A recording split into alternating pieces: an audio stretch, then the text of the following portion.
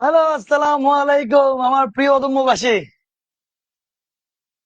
অনেকদিন পর আবার ফাইনালি চলে আসলাম আমি আপনাদের মাঝখানে। অনেক অসুস্থ ছিলাম, অনেক পেইন ছিল, but it's fine, it's okay now. চলে যাইতে হবে, জীবন যেভাবে যায়। যাই হোক, দেখি সব একদম পারফেক্টলি ঠিক আছে, কোনো অসুবিধা নাই, সবকিছু ঠিকঠাক ভাবে দেখা যাচ্ছে, আলহামদুলিল্লাহ। এখন আপনারা সবাই কেমন আছেন দেখি আগে বলেন দেখি। কতটা দিন পরে আপনাদের সাথে দেখা, কতটা দিন পরে আপনাদের সাথে দেখা, কই সবাই কই? ওয়ালাইকুম আসসালাম। নাইমা, ওয়ালাইকুম আসসালাম। কি অবস্থা তোমাদের, কেমন আছো তোমরা সবাই?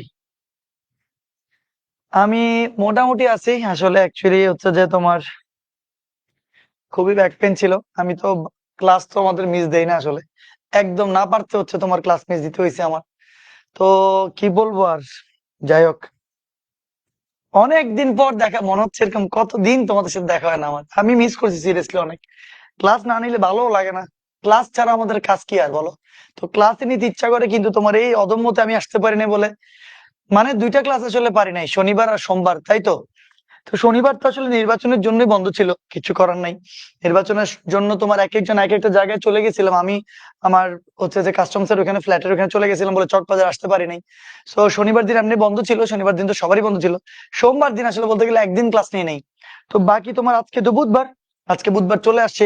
কিন্তু ওই শনি সোম দুইবার ক্লাস না নেওয়ার কারণে মনে হচ্ছে যে বহুদিন আসলে ক্লাস নেওয়া হয় নাই। যাই হোক, তোমাদের সবাইকে অনেক মিস করছি আমি। এখন হচ্ছে যে তোমার টেস্ট দিছে, টেস্টের রিপোর্ট গুলা এখনো দেখাই নাই আসলে। টেস্টের একটা রিপোর্ট তোমার আরো 2 দিন পর আসবে। তো তোমার তারপরে সেটা গিয়ে একসাথে দেখাবো আর কি। তো যাই হোক, আহ অনেকদিন পর স্যার সুস্থ।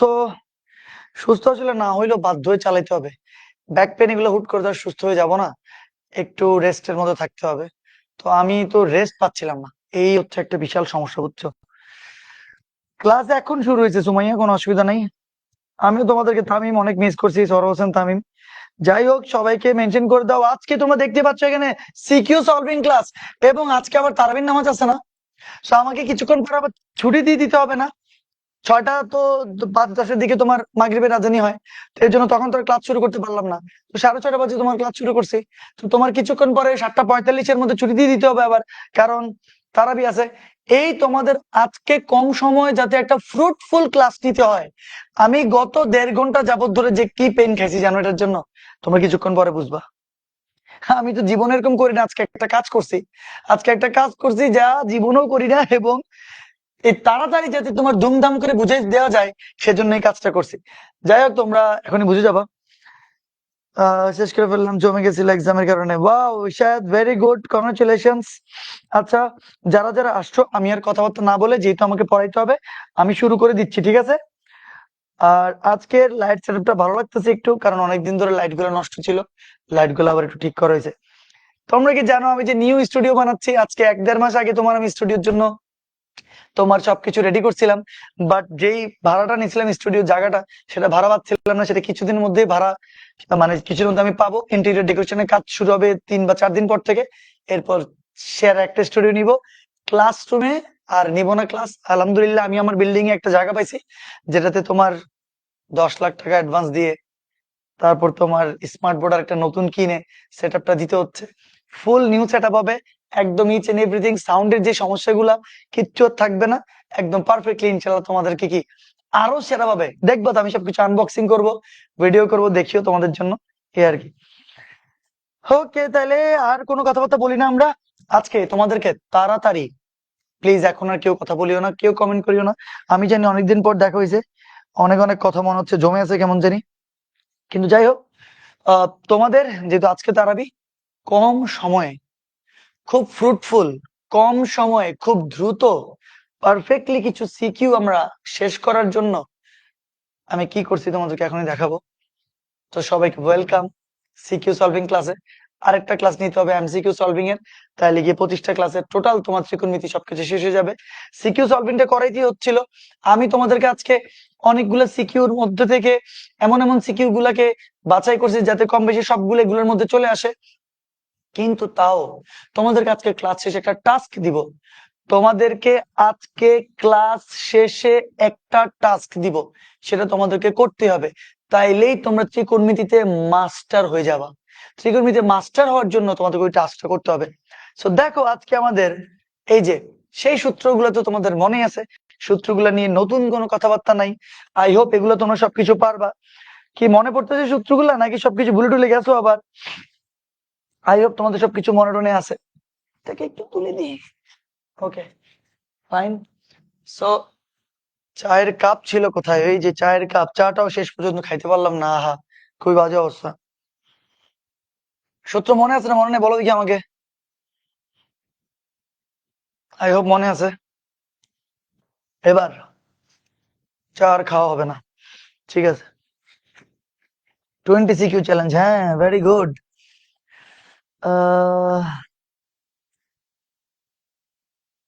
আচ্ছা ফাইন, ঠিক আছে। আর তোমরা কোনো কথা বলবা না। আমরা আমাদের প্রথম সিকিউতে চলে যাব। দেখো আমরা প্রত্যেকটা সিকিউ সুন্দর করে বোঝার জন্য কি করব কিছুক্ষণ পরে দেখতে পারবা, আসলে সময় যেহেতু কম একদম। আচ্ছা, এখানে দুইটা বৃত্ত দেখা যাচ্ছে। তোমরা সবগুলা, তোমরা আজকে একটা কাজ করো, তোমরা আজকে একটা কাজ করো, তোমরা তুলার দরকার নেই, আমি যখন স্লাইডটা দিব তখন তুলিও। আরেকবার, তোমরা তুলার দরকার নাই, তোমরা জাস্ট খালি দেখো। তো আমি তো কিছুক্ষণ স্লাইড দিয়ে দিব, স্লাইডটা দিলে স্লাইডটা দেখে দেখে সবাই তুলিও, তাহলে গিয়ে তোমাদের জন্য অনেক সুবিধা হবে। আদারওয়াইজ না হলে অনেক সময় যাবে। আর চাইলে যদি দ্রুততার সহিত তুলতে পারো তাইলে তুলিও আর কি, ঠিক আছে? দেখো এখানে একটা বৃত্ত দেয়া আছে যেটা সেন্টার এ। এখানে একটা এ বি সি একটা ত্রিভুজ দেখা যাচ্ছে। এ থেকে বিসি এর উপর এডি লম্ব দেখা যাচ্ছে। এডি লম্ব কেন?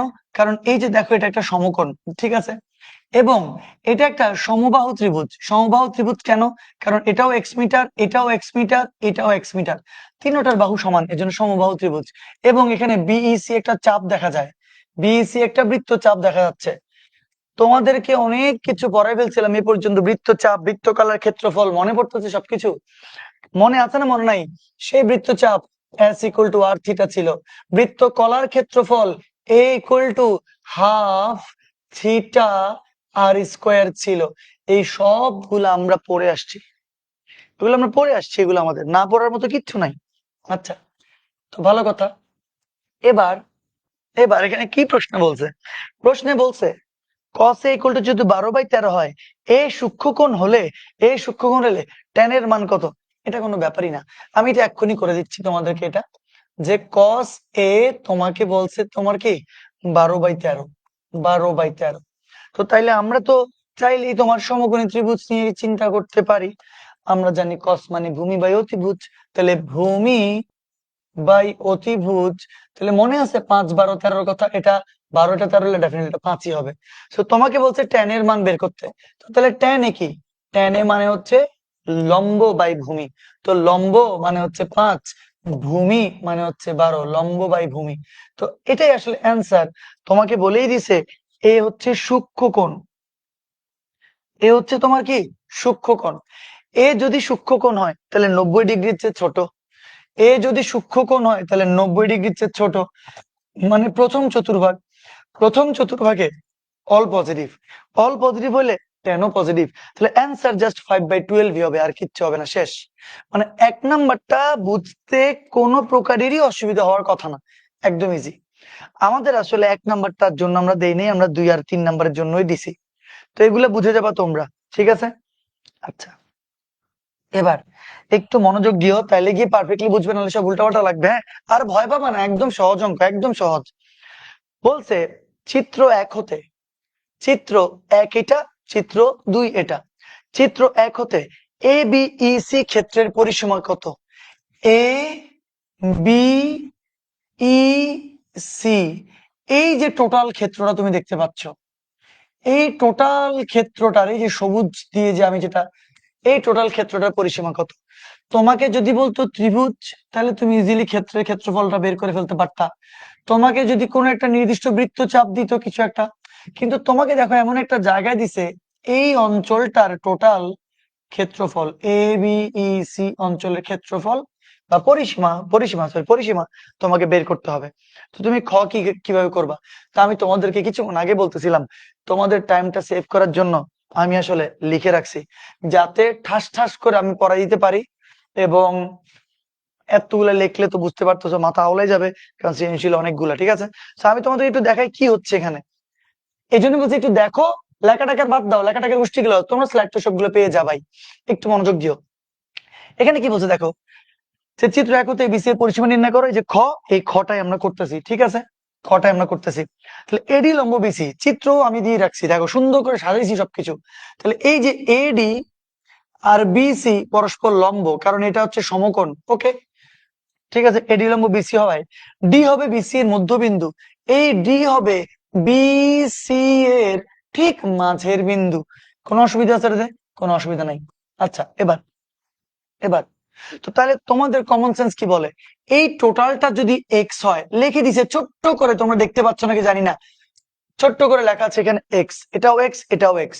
তো তাহলে আমারে বলো, টোটাল বিসি যদি এক্স হয়, তো তাহলে এই ডিসি অংশটা কি হবে? অবশ্যই এক্স ডিভাইডেড বাই 2 হবে না? এই যে সবুজ কালারটা তোমরা একটু দেখো না, সবুজ কালারটা অবশ্যই এক্স ডিভাইড বাই 2 হবে, অর্ধেক হবে। এটাই লিখছে, ডিসি হচ্ছে যে এক্স বাই 2।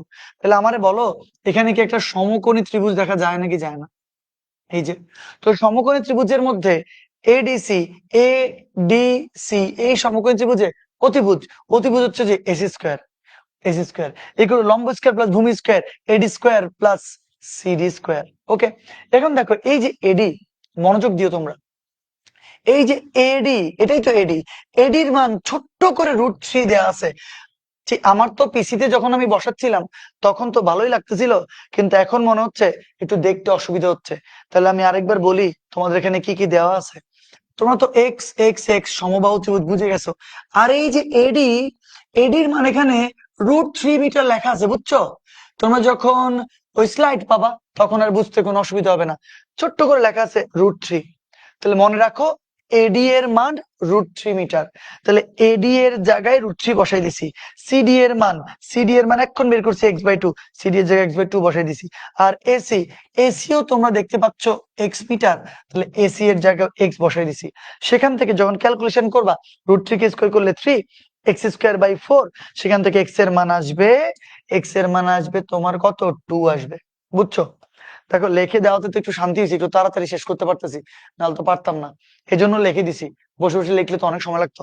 যাই হোক, আমরা তো প্রত্যেকটা অঙ্ক এ পর্যন্ত এমন একটা অঙ্ক নাই সে তোমার করি নাই, সব আস্তে আস্তে আস্তে আস্তে করছি, কিন্তু এখন একটু লিখে দিছি যাতে একটু টাইমটা সেভ হয়, কিছুক্ষণ পরে আবার তাড়াবি। দেখো, আবার এবিসি সমবাহু হওয়ায় তোমাকে কি বের করতে বলছে মনে আছে? তোমাকে বলছে কিন্তু এ বি ই সি, এই যে টোটালটার পরিসীমা। ওকে, তো তাহলে দেখো এবিসি কিন্তু আবার সমবাহু, দেখাই যাচ্ছে এটা যে সমবাহু, কারণ এক্স এক্স এক্স সমবাহু। তাহলে সমবাহু হওয়ায় বিএসি কোণ হচ্ছে 60 ডিগ্রি হবে না? ত্রিভুজ যেটা সমবাহু তার 3 কোণ কি 60 60 60 হয় না? হয় না? অবশ্যই হয়। মানে যেই ত্রিভুজ সমবাহু, তাহলে এই কোণটাও 60, এই কোণটাও 60, এই কোণটাও কি 60 হবে। আচ্ছা, সেটা নিয়ে তো আর কোনো নতুন কথা নাই। তাহলে বিএসি কোণ, মনোযোগ, বিএসি কোণ মানে এই কোণটা 100% 60 ডিগ্রি হবে। 60 ডিগ্রিকে কি π/3 বলা যাবে না যাবে না? অবশ্যই বলা যাবে, π/3 রেডিয়ান। 180 কে 3 দ্বারা ভাগ করলে 60 হবে। মনোযোগ দিবা তোমরা, আমরা কি নির্ণয় করতে চাচ্ছি। তাহলে বিইসি চাপ, চাপ ইকুয়াল টু কি এস, চাপ মানে কি এস, এস ইকুয়াল টু কি আর থিটা। কিছুক্ষণ আগে বলছিলাম না এস সমান কত? আর থিটা। তো তাহলে বিইসি চাপ কোনটা? এই যে দেখো, বিইসি চাপ এটা না? তাহলে আমরা এই চাপ এস ইকুয়াল টু কি জানি? আর থিটা জানি। তো তাহলে এই যে টু, টু কোত্থেকে আসছে বলতে পারবা? হ্যাঁ, টু কোত্থেকে আসছে মানে বলো তো? S equal to R theta. আর কি ছিল? আর ছিল বৃত্তের ব্যাসার্ধ। তাহলে এক্স এর মান আসছে কত? 2। তো তুমি আমারে বলো, এটাই বৃত্তের ব্যাসার্ধ না? এই যে পুরা বৃত্তের এটাই ব্যাসার্ধ না? ব্যাসার্ধটাই এক্স না? তো তাহলে অবশ্যই বৃত্তের ব্যাসার্ধ হবে 2। তাহলে চাপ ইকুয়াল টু আর থিটা, থিটার মান তো এই যে বের করে ফেলছো তুমি π/3, তাহলে π/3। তো তাহলে বিইসি চাপ হচ্ছে 2π/3। তাহলে এই বিইসি চাপ, এই অংশটা তোমরা কি দেখতে পাচ্ছ? আমি যে বারবার বুঝাচ্ছি তো, এই যে বিইসি এই চাপটা হচ্ছে যে 2π/3 চলে আসছে। তো তাইলে এখন এ বিইসি টোটাল পরিসীমাটা কি হবে? এই যে দেখো, এ বিইসি টোটাল পরিসীমা কি হবে জানো? টোটাল পরিসীমা হবে, মনোযোগ দিও, এই যে এবি, এই যে এবি, তারপর হচ্ছে বিইসি, বিইসি যে বিইসি চাপের মান এখন বের করছি 2π/3 প্লাস হচ্ছে তোমার এসি। দেখো তো টোটাল এ বিইসি এই অংশটার পরিসীমাটা পাবো না? ভাই পরিসীমা বুঝো, দৈর্ঘ্য আর কি, মানে ওই অঞ্চলটার দৈর্ঘ্য, ক্ষেত্রফল না কিন্তু। আবার দেখিও, আমি মনে হয় ভুল করে একবার ক্ষেত্রফল বলে দিছিলাম অনেক কিছুক্ষণ আগে, যদি আবার নিজে এটাকে সংশোধন করে পরিসীমা বলছি। পরিসীমা কি? পরিসীমা মানে হচ্ছে যে যেই অঞ্চলটা বলছে ওই অঞ্চলটার দৈর্ঘ্য। সো তাইলে এই এ বি ই সি এই অঞ্চলটার দৈর্ঘ্য কি? এ বি এর সাথে এই বিসি অঞ্চলটা যোগ করে তার সাথে যদি এসি যোগ করো, টোটাল এই এরিয়াটা পাবা না? অবশ্যই পাবা। সো তাইলে তাইলে এবি প্লাস বিসি চাপ প্লাস এসি, এবির মান তুমি জানো, এবির মান হচ্ছে এক্স, এবির মান হচ্ছে এক্স, এক্স মানে কত? 2, 2 বুঝছো, এই যে 2। বিসি চাপ এখন বের করছে 2π/3, এসি মানে 2, ক্যালকুলেশন করলে 12 প্লাস 2π/3 মিটার। তোমরা কি বুঝছো? তোমরা কি বুঝছো? দেখি বলো তো। বুঝছি স্যার, ডান ডান ডান ডান। সমস্যা নেই স্যার, সব আমাদের বেটারের জন্য। থ্যাংক ইউ তাসপিয়া বুঝার জন্য। এই যে একটু তাড়াতাড়ি, তাও তো আমার মনে হয় না তোমরা বুঝছো নাকি, আমি জানি না, আমাকে বলতে হবে। বুঝে গেছি স্যার। এই যে তাসমিয়া ফারা, এই যে দেখছো কি সুন্দর করে তোমার কি চলে আসলো একটা জিনিস, আমরা মান নির্ণয় করে ফেললাম। S equal to R theta থেকে এই যে বিসি চাপ বের করে ফেলছি, এবং হচ্ছে যে বাকি টোটাল এই এরিয়াটা পরিসীমাটা বের করে ফেলছি। তো এখন বলো, এই যে একটা ক্যাটাগরি হয়ে গেল, এই যে একটা চিত্র থেকে একটা ক্যাটাগরিতে তোমরা বুঝলা, তো একটা এক ধরনের প্রবলেম তাহলে সলভ হয়ে যাবে। তোমরা যদি চাও এখন স্ক্রিনশট নিয়ে ফেলতে পারো, তাহলে পরবর্তীতে অথবা তোমরা লিখতে তোমাদের সুবিধা হবে। আশা করি তোমরা নিয়ে ফেলছো। আমরা নেক্সট টপিকে চলে যাই। আচ্ছা, তাহলে খ হচ্ছে যে কভার করলাম আমরা। এবার চিত্র 2, এবার চিত্র 2 তোমাকে আসলে এই যে ছায়া ঘেরা অংশ যেটা দেখতে পাচ্ছ, এই অংশটারই তোমাকে ক্ষেত্রফল বের করতে হবে। ক্ষেত্রফল হচ্ছে না, ক্ষেত্রফল তো হবেই হবে, আরো বহুত কিছু হবে। আচ্ছা ঠিক আছে, দেখি আমরা কি বলতেছে এখানে। তো তাহলে এবার আমরা গতে যাই। এই যে এটা হচ্ছে যে তোমার গ, ঠিক আছে। আমি সুন্দর করে গটা লিখে রাখছি, খুবই ছোট্ট সহজ অঙ্ক। তোমার কি বলছে জানো? বলছে চিত্র 2-এ, প্লিজ মনোযোগ দাও। বুঝে গেছো ওটা শেষ, ওটা পরবর্তীতে আবার রিপিট যখন করবা, স্লাইড যখন দেখবা, তখন আবার তুমি পারবা, বুঝবা, ঠিক আছে। একবার বুঝছো, ভেজাল শেষ, এবার আবার এটাতে চলে আসো। চিত্র 2, চিত্র 2-এ প্রতি বর্গমিটার 5,000 টাকা। প্রতি বর্গমিটার কত? 5,000 টাকা ধরে, প্রতি বর্গমিটার 5,000 টাকা ধরে ছায়া ঘেরা অংশ, এই যে দাগ দাগ দাগকৃত, এই যে এই এরিয়াটা, এই যে এই এরিয়াটা, এই ছায়াকৃত অংশ, এই ছায়াকৃত অংশ টাইলস যদি তুমি করতে চাও, 5,000 টাকা ধরে প্রতি বর্গমিটার এই ছায়াকৃত অংশ যদি তুমি টাইলস করতে চাও, তাহলে কত টাকা তোমার খরচ হবে? একদম 100%। এটা হচ্ছে তোমার কি সৃজনশীল নাকি? মানে যেই সৃজনশীল তোমার বাস্তব জীবনেও কাজে লাগবে সেটা। আচ্ছা, এটা কেমনে করব? দেখো কতটা সহজ, একদম ইজি। তাহলে আগে বলো, টোটাল বৃত্তর ক্ষেত্রফল কি তুমি জানো? টোটাল বৃত্তের ক্ষেত্রফল হচ্ছে পাই আর স্কোয়ার না? আমি তোমাদেরকে প্রমাণ সহ দেখাইছি, টোটাল বৃত্তের ক্ষেত্রফল পাই আর স্কোয়ার, ঠিক আছে। ওকে, এবার আমাকে বলো, এই যে তুমি দেখো এখানে হচ্ছে পি বিন্দু, এখানে ও বিন্দু, এখানে কিউ বিন্দু, ওকে। এবং পি ও কিউ মাঝে যে কোণটা তৈরি করছে সেটা 60 ডিগ্রি, সেটা 60 ডিগ্রি। এবং এই যে ওপি, এটাই কিন্তু ব্যাসার্ধ। ওপি ব্যাসার্ধটা কিন্তু 4 মিটার দেওয়া আছে। তোমরা দেখতে পাচ্ছ নাকি জানি না, কেন যে আমি একটু দেখি তো, একটু চেক করে দেখি, দেখতে পাচ্ছ নাকি? 4 মিটার, হ্যাঁ দেখা যাচ্ছে কিন্তু, ঠিক আছে, সবকিছু একটু ছোট বাট দেখা যাচ্ছে। আচ্ছা, ওকে। তো তাইলে আমারে বলো ব্যাসার্ধ কত? ব্যাসার্ধ 4। তো তাইলে বৃত্তের ক্ষেত্রফল যদি পাই আর স্কোয়ার হয়, তাহলে আর এর মান 4 না? এই যে সহজ, এটা কি জাস্ট লিখে রাখছি আর কি আমি। আর এর মান 4, 4 স্কোয়ার, 4 4 16, তাহলে 16 পাই বর্গমিটার, সেটা কি টোটাল বৃত্তের ক্ষেত্রফল। কিন্তু তোমাকে কি টোটাল বৃত্তের ক্ষেত্রফল বলা হয়েছে? বলা হয় নাই। এবার দেখো, এই যে পি ও কিউ কোণ, এটা কত ডিগ্রি? 60 ডিগ্রি, একদম সহজ। এই যে 60 ডিগ্রি মানে পাই/3 রেডিয়ান। তো তাইলে পি ও কিউ এই অঞ্চলের বৃত্তকলার ক্ষেত্রফল কি বের করতে পারবা? এই যে হলুদকৃত যে অংশটা এখন আমি দেখতে পাচ্ছ, যদিও তোমাকে এটা নিয়ে কাজ করতে বলে নাই, তোমার ওই যে দাগকৃত বাকি ছায়াঘেরা অংশ নিয়ে কাজ করতে বলছে, কিন্তু আগে বলো ওই বাকি ছায়াকৃত অংশটাকে নির্ণয় করার জন্য তোমার কি হলুদটারে আগে বাদ দিতে হবে নাকি হবে না? হবে নাকি হবে না? অবশ্যই বাদ দিতে হবে। ওই অংশটা বাদ দিলে, হলুদ অংশটা বাদ দিলে বাকি তুমি অংশটা পাবা। তাহলে টোটাল বৃত্তের ক্ষেত্রফল পাই আর স্কোয়ার নির্ণয় করলাম। এরপরে ওই হলুদ অংশটার ক্ষেত্রফলটা আমি নির্ণয় করতে চাই, এবং তোমরা তোমরা সবাই জানো যে বৃত্তকলার ক্ষেত্রফল হচ্ছে হাফ থিটা আর স্কোয়ার, যেটা তোমাদেরকে পড়ানো আগেই হয়েছে। ঠিক আছে, সো তাইলে এই পিও কিউ অঞ্চলের ক্ষেত্রফল হচ্ছে হাফ থিটা। থিটা মানে কি? পাই/3। থিটা মানে কি? এই যে পাই/3। আর স্কোয়ার, আর এর মান কত? 4 স্কোয়ার। সেখান থেকে এই যে এখানে তোমার 8 পাই/3 যে আসলো, তোমরা কি বুঝো? বুঝো তোমরা? এই যে 8 পাই/3 বর্গমিটার যে আসলো, এটা কে আসলো? এটা আসলো এই হলুদকৃত অংশের ক্ষেত্রফল, ঠিক না? এবার আমাকে বলো, এই যে বাকি ছায়াঘেরা অংশের যদি ক্ষেত্রফল বের করতে চাই, তাহলে টোটাল বৃত্তের ক্ষেত্রফল থেকে ওইটা কি বাদ দিলে হবে নাকি হবে না? দেখছো কত সহজ। টোটাল বৃত্ত থেকে ওই অংশটা যদি আমরা বাদ দিয়ে দিই, তাহলে ছায়াঘেরা অংশ পেয়ে যাব। এজন্যই তো টোটাল বৃত্তের ক্ষেত্রফল বের করছি। তাহলে বৃত্তের ক্ষেত্রফল 16 পাই মাইনাস মাইনাস 8 পাই/3। এই যে বাদ বাদ করে দিছি। বাদ করে দিলে ছায়াঘেরা অংশের ক্ষেত্রফল চলে আসছে।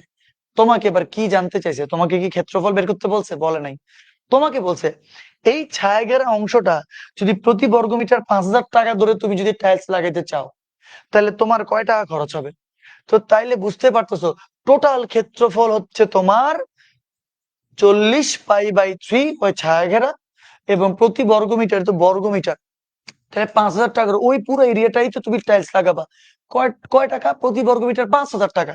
তো তাহলে 5000 গুণ করে দিবা, তাইলে 2,09,440 টাকা তোমার খরচ হবে। কিছু বুঝছো? কি সুন্দর হিসাব! এটাই অ্যান্সার তোমার। মোট খরচ তোমার এত হবে।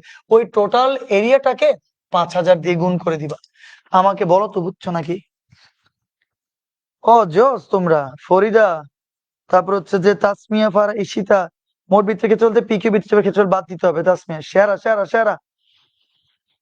দেখি আমাকে এবার বলবা, আমাকে এবার বলবা যে তোমরা কি এটা বুঝছো?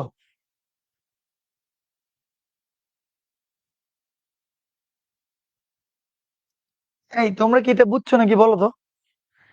ডান, ক্লিয়ার স্যার। সহজ আছে না? তো আমি আমি একটু লিখে রাখছি বলে একটু তাড়াতাড়ি হয়ে গেল। আচ্ছা, তো শুধু বোঝেন, কেউ না বুঝে যাবে কই? বা রফিকুল, কি খাবা তুমি? Thank you Rafiqul. ঠিক আছে, বুঝছি স্যার, বুঝছি বুঝছি বুঝছি। আখি, নূরে জান্নাত, আয়মান, জ্যোতি, জান্নাতুল আয়মা, চমৎকার। জিনিয়া, কবির, প্রান্তি, তাসমিয়া। ডান ডান ডান ডান ডান, ওকে। চাইলে কেউ স্ক্রিনশটও নিয়ে রাখতে পারো। তো তাহলে প্রথম সৃজনশীল শেষ। এবার হচ্ছে যে আমাদের দ্বিতীয় সৃজনশীল। তো দ্বিতীয় সৃজনশীল একদম সহজ, একদম ছোট্ট, একদম ইজি। তো একটা চিত্র দেওয়া আছে এখানে। সেই চিত্রতে চিত্রতে দেখো, এখানে ও সি এটা 17 মিটার, ও ডি এটাও 17 মিটার, তারপরে সিডি এটা টোটাল 30 মিটার, সিডি এটা টোটাল 30 মিটার। তারপরে বৃত্তের সরি, এটা এটাকে যদি আর বলি, যাই হোক, এটা হচ্ছে যে এই অংশটা হচ্ছে আর, এই বিন্দুটার হচ্ছে যে এম। তারপরে এখানে চাপ দুইটা, একটা হচ্ছে A2 চাপ, আর একটা হচ্ছে তোমার A1 চাপ। ঠিক আছে, এই বুঝছো না? বুঝো নাই? ওকে, আগে ক করি। কটা আমি আর লিখি না, এটা হচ্ছে ছোট হয় ক গুলা। এটা লিখে ফেলি। এখানে কি দেওয়া আছে? রুট ওভার, কি দেওয়া আছে? Root over 1 + cos alpha divided by 1 - cos alpha. এ আছে না নাই? এটা কি লেফট হ্যান্ড সাইডে আছে না? হ্যাঁ, লেফট হ্যান্ড সাইডে আছে। সো আমরা লেফট হ্যান্ড সাইড দিয়ে এগুলো হচ্ছে যে একটু প্র্যাকটিস করার চেষ্টা করি। তোমরা কি এটা পারবা না পারবা না? আচ্ছা, এখন তোমাকে প্রমাণ করতে বলছে cosec alpha plus cot alpha. কেমনে প্রমাণ করবা? তো দেখি আমরা হরে লবে আগে একটা কাজ করি, 1 + cos আলফাটাকে গুণ করি। 1 + cos আলফা। তো তাহলে নিচে আছে 1 - cos আলফা, 1 + cos আলফা। ওকে, তো তাহলে এবার উপরে কি আসবে? 1 + cos আলফার হোল স্কোয়ার। এই তোমরা বুঝতেছো সবাই? পিক গুলো একটু বড় করলে ভালো হইতো, বুঝতে সুবিধা হইতো। পিক গুলা তোমার স্ক্রিন অনুযায়ী অনেক বড়, তো তোমরা কিন্তু পিঞ্চ করলে মনে হয় লাইফটা একটু বড় হবে। দেখো তো, তোমরা যদি একটু জুম ইন করতে চাও তাহলে কিন্তু জুম ইন করতে পারবা। এটা তো বিশাল তোমরা যখন স্লাইড দেখবা তখন বুঝবা বিশাল বড় কিন্তু চিত্রটা। অলরেডি দেখো না, পুরো স্ক্রিনের এতটুকু চলে আসছে, আর কত বড় করবে এটাকে? পুরো এত 86 ইঞ্চির স্ক্রিনের অর্ধেক চলে আসছে। যাই হোক, ওকে। তো আমার মনে হয় তোমরা বুঝছো না, বুঝার কিছু নেই এখানে। তাহলে 1 + cos আলফার হোল স্কয়ার লেখা যায় না উপরটাকে? ওকে। পরেরটা কি? a + b * a - b, মানে a² - b²। সো এখান থেকে কি লেখা যাবে? লেখা যাবে উপরে 1 + cos আলফা হোল স্কয়ার, আর নিচে কোথায় লিখবো আমি? তো তাহলে নিচে কি আছে? 1 - cos² আলফা মানে কত? sin² alpha. ঠিক না বে? ঠিক ঠিক। তাহলে রুট টুট যদি মোকাবেলা চলে যায়, তাহলে এখান থেকে থাকবে রুট আর স্কয়ার মোকাবেলা চলে গেলে 1 + cos alpha divided by sine alpha. তো তাহলে 1/sin আলফা এটাকে লেখা যাবে cosec alpha, plus cos alpha by sin alpha মানে কি? Cot alpha. ওই যে চলে আসছে কট আলফা। তো রাইট হ্যান্ড সাইড প্রমাণিত। এটার মতন সহজ আর কিচ্ছু নাই, খুবই ইজি। দেখছো, একদমই একদমই একদমই সহজ। ওকে, ঠিক আছে। ওকে,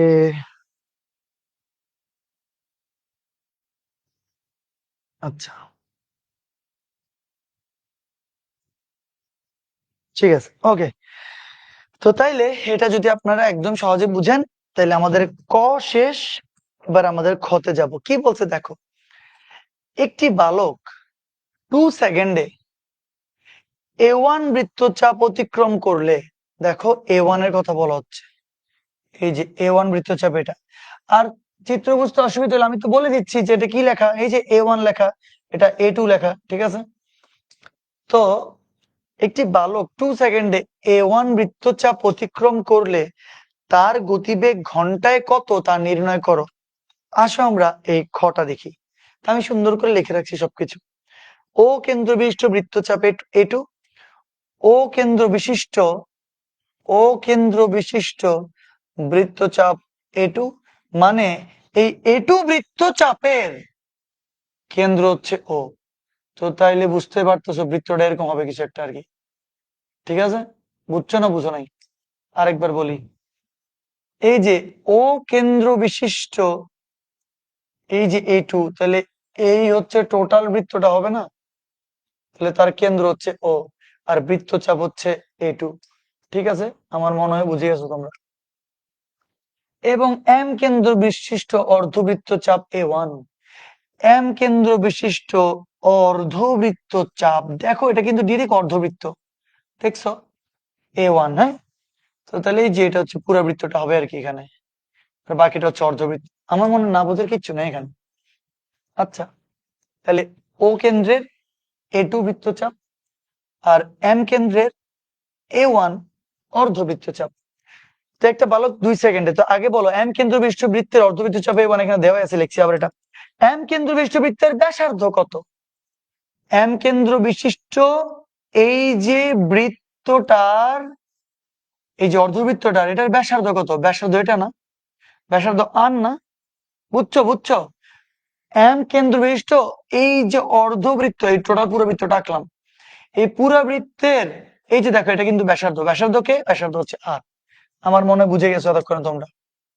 ওকে, তো তাইলে পুরাটা দেখো, তোমার চিত্রে পুরাটা দেওয়া আছে 30 মিটার।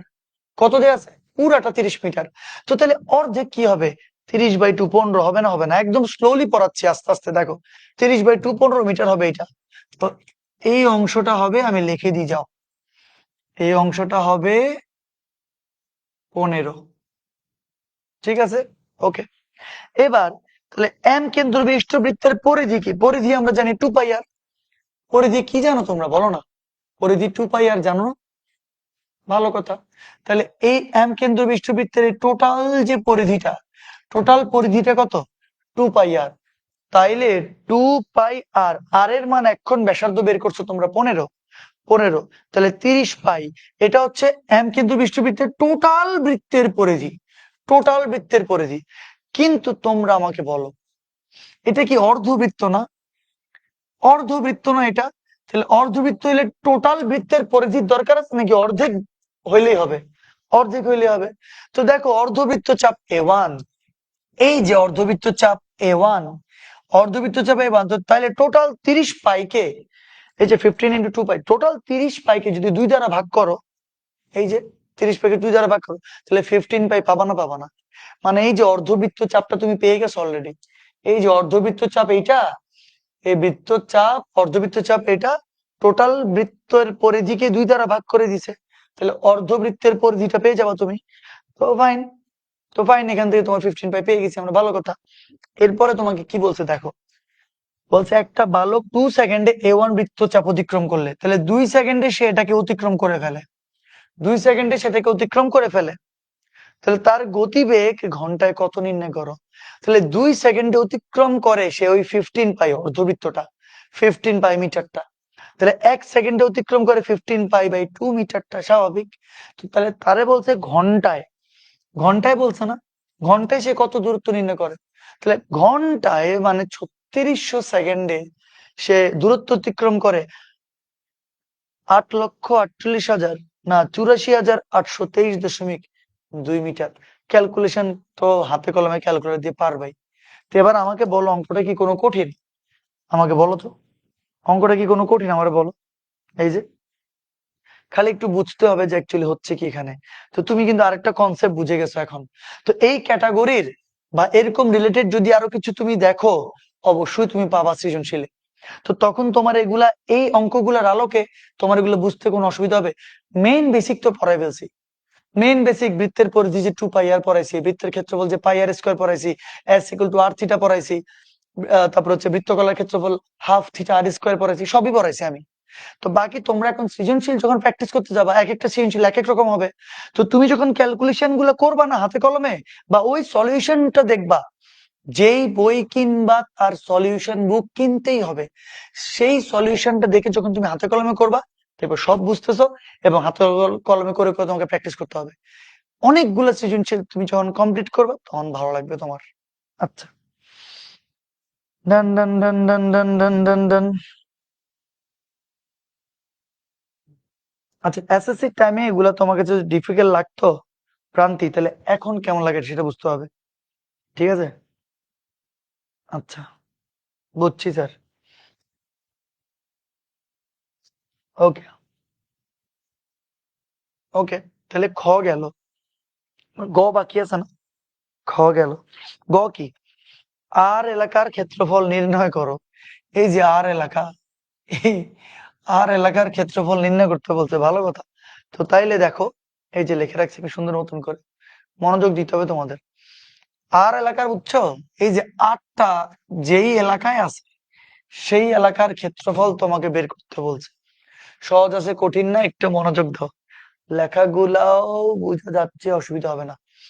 আচ্ছা, তোমরা আগে বলো দেখি, এখানে আমি যদি এই চিত্রের এখানে একটা লম্ব টানি,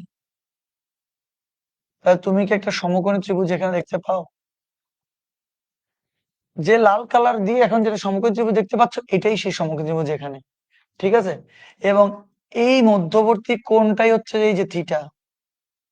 বুঝতে পারতেছো? আর টোটালটা যদি 30 হয়, তাহলে এই লাল অংশের মান ডেফিনেটলি হবে 15, এই সেই 15। এটা দেখো 17 দেওয়া আছে, এই সেই 17। আর থিটা থিটা, ও ও, এটা এম, এটা এম, এটা ডি, এটা ডি। বুঝছো তোমরা? এই সেই সমকোণী, এটাই সেই সমকোণী। মিলাও না, 15 15, 17 17, 15 কোত্থেকে আসছে? পুরাটা যদি তোমার 30 হয়, বাকি অর্ধেকটা তো 15 হবেই, স্বাভাবিক। আচ্ছা, তাহলে আগে আগে এই লাইনটা তো সবার লাস্ট লাইন, আগে ওখান থেকে শুরু হয়েছে। দেখো, কোন ডিওএম মানে যদি আমরা থিটা ধরে নেই, ডিওএম ডিওএম এটা যদি থিটা ধরে নেই, তাহলে সাইন থিটা মানে কি? সাইন থিটা মানে লম্ব বাই অতিভুজ। তাহলে সাপেক্ষ কোণের বিপরীত বাহু লম্ব, মনে পড়ে? সাপেক্ষের বিপরীত বাহু লম্ব, তাহলে সাপেক্ষের বিপরীত বাহু লম্ব, সমকোণের বিপরীত বাহু অতিভুজ। সাইন থিটা মানে লম্ব বাই অতিভুজ, 15/17। সাইন থিটা মানে 15/17, পাইছো তোমরা হিসাব? আচ্ছা, সাইন থিটা যদি 15/17 হয়, থিটা মানে সাইন ইনভার্স 15/17, তো তাহলে এটাকে তুমি যদি ক্যালকুলেটরে মারো, সাইন ইনভার্স 15/17 আসবে 1.08 রেডিয়ান। এখন অনেকে এটা পারে না, অনেকে এটা পারে না মানে আমি কি বলতে চাচ্ছি দেখো, এখন বুঝে যাবা কি বলতে চাচ্ছি। দেখো, মনোযোগ দিও, তোমাদের ক্যালকুলেটরে আমি কি এটা সরাইতে পারবো? পারবো না।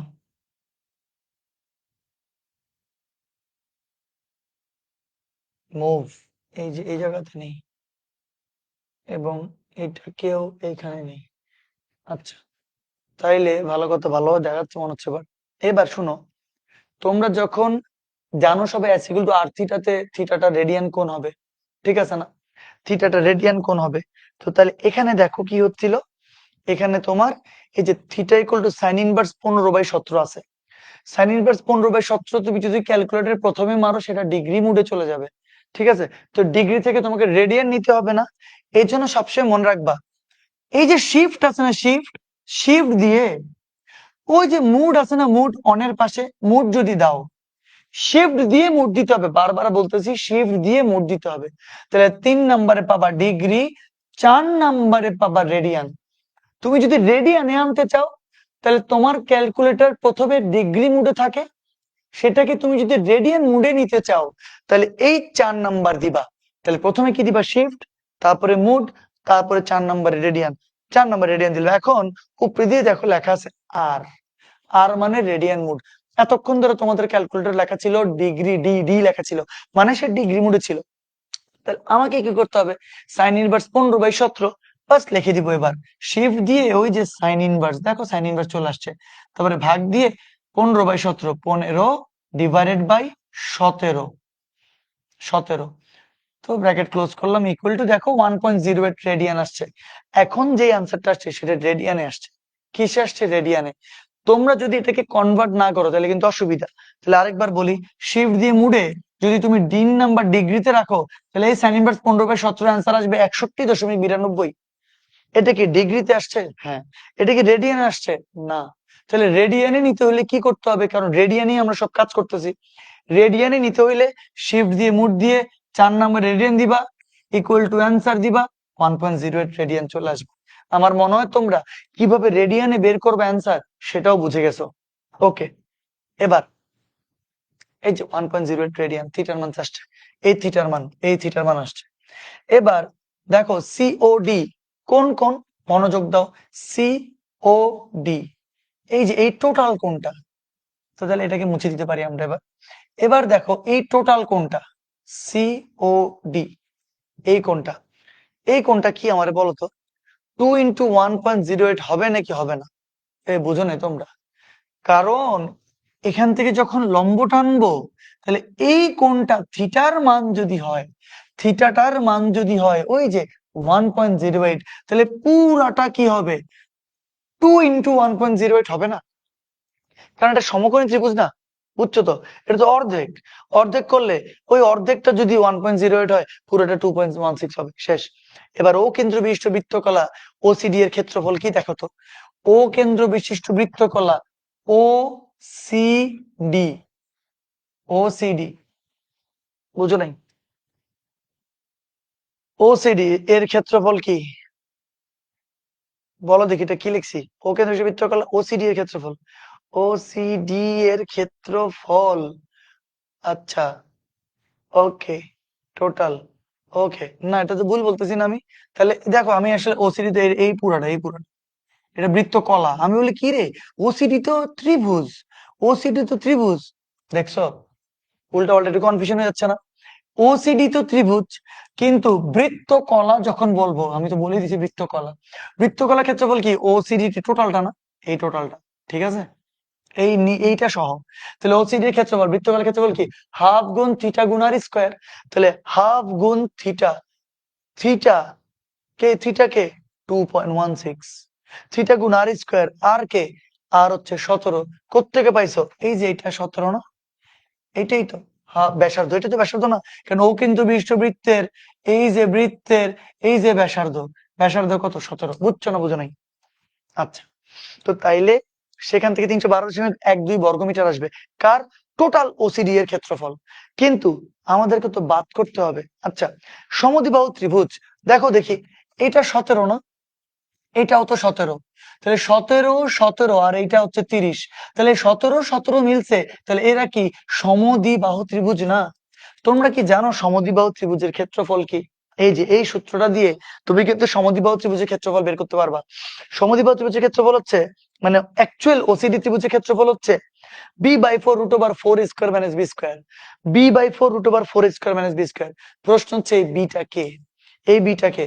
বিটা হচ্ছে এই যে এটা 30, এটাই হচ্ছে তোমার বি, ঠিক আছে? তাহলে বি মনে রাখবা, বি কে? বি হচ্ছে যে ওই সমদ্বিবাহু, দুইটা বাহু ছাড়া ব্যতীত যে আরেকটা বাহু থাকে সেটা হচ্ছে বি। তাহলে বি, এই যে দেখো 30, b/4 4a² - b², তাহলে এ কে? এ হচ্ছে ওই যে সমদ্বিবাহু না, ওই যে কোনো একটা বাহুর কথা বললেই হচ্ছে, সেটাই হচ্ছে তোমার এ। তাহলে 17² মাইনাস ওই বি মানে কত? 30²। সেখান থেকে ক্যালকুলেশন করলে 120 আসবে। তাহলে আমরা কি নির্ণয় করছি?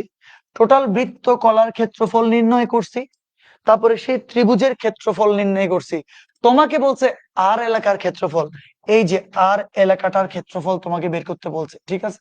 তাহলে এই এলাকার ক্ষেত্রফল বের করতে হইলে টোটাল এইটা থেকে ত্রিভুজটা যদি বাদ করে দাও, তাহলে বাকি এই অংশটার ক্ষেত্রফল পাবা না।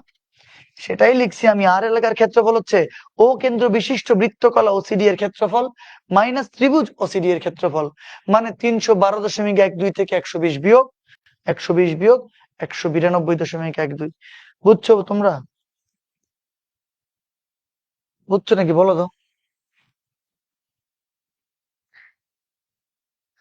তোমরা নিজেরা কোনো কথা বলবা না, তোমাদেরকে লিখতে দেই নেই বলে তোমরা নিজেরা যদি কথা বলো সেটা খুবই উল্টাপাল্টা হবে।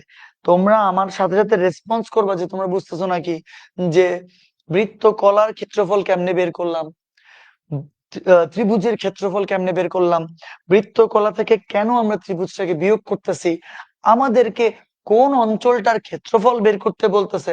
সো তোমরা কি এগুলা আমার সাথে যদি আনসার যদি না করো তাহলে হবে? স্যার আমি চ্যাপ্টার 6 পড়ি নাই। হ্যাঁ, কেন? তাও আপনার কারণে 2টা সিকিউ বুঝে গেছি, আপনি সেরা স্যার। আচ্ছা ঠিক আছে ভাই, কিন্তু চ্যাপ্টার 6 তো পড়তে হবে, না পড়লে হবে? হবে না? হবে নাকি? হবে না, হবে না, হবে না, হবে না, পড়তে হবে।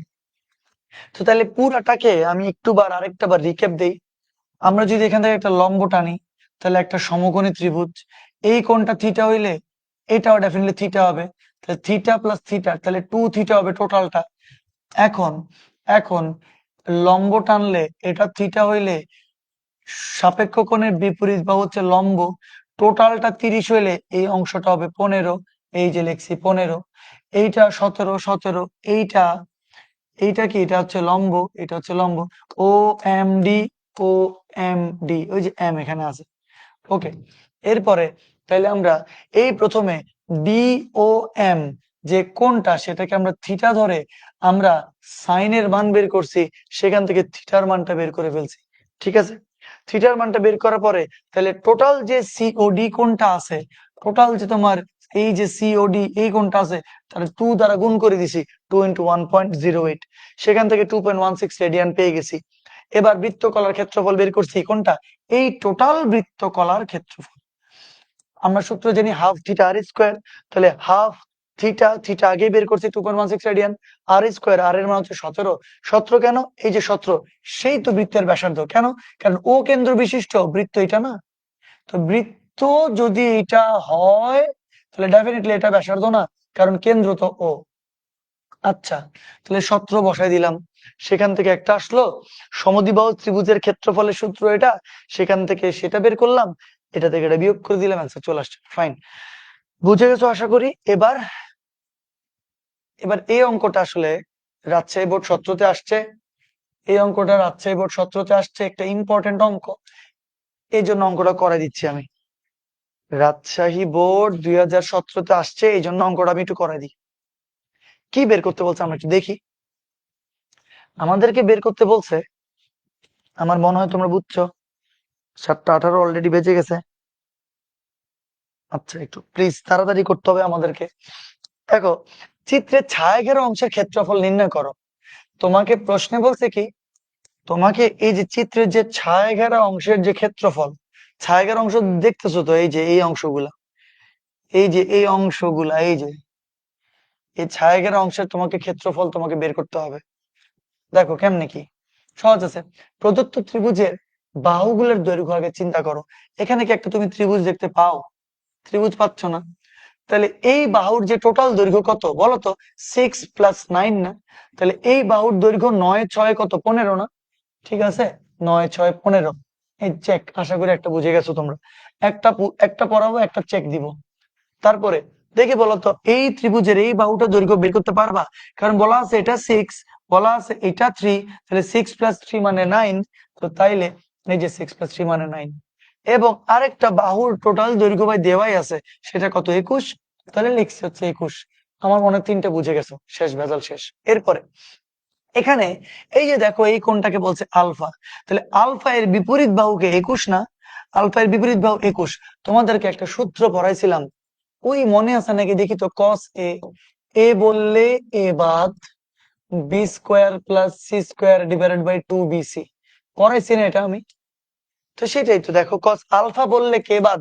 আলফা বাদ। তো তাহলে আলফা বললে মানে আলফার বিপরীতটা আর কি, এ বললে এর বিপরীত বাহু এ ছিল না ছোট হাতের? ভুলে গেছো মেবি তোমরা।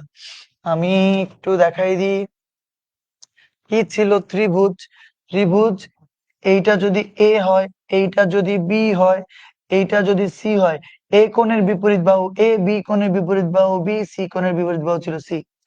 যেই কোণ তার বিপরীত বাহু, আলফা কোণ তার বিপরীত বাহু 21। তাহলে এ বললে এ বাদ, তাহলে আলফা বললে আলফা বিপরীত 21টা বাদ, ওই 21টা বাদ। তাহলে বাকি কে আছে? বাকি আছে এই যে 9 × 6 = 15, এই যে 6×3 = 9।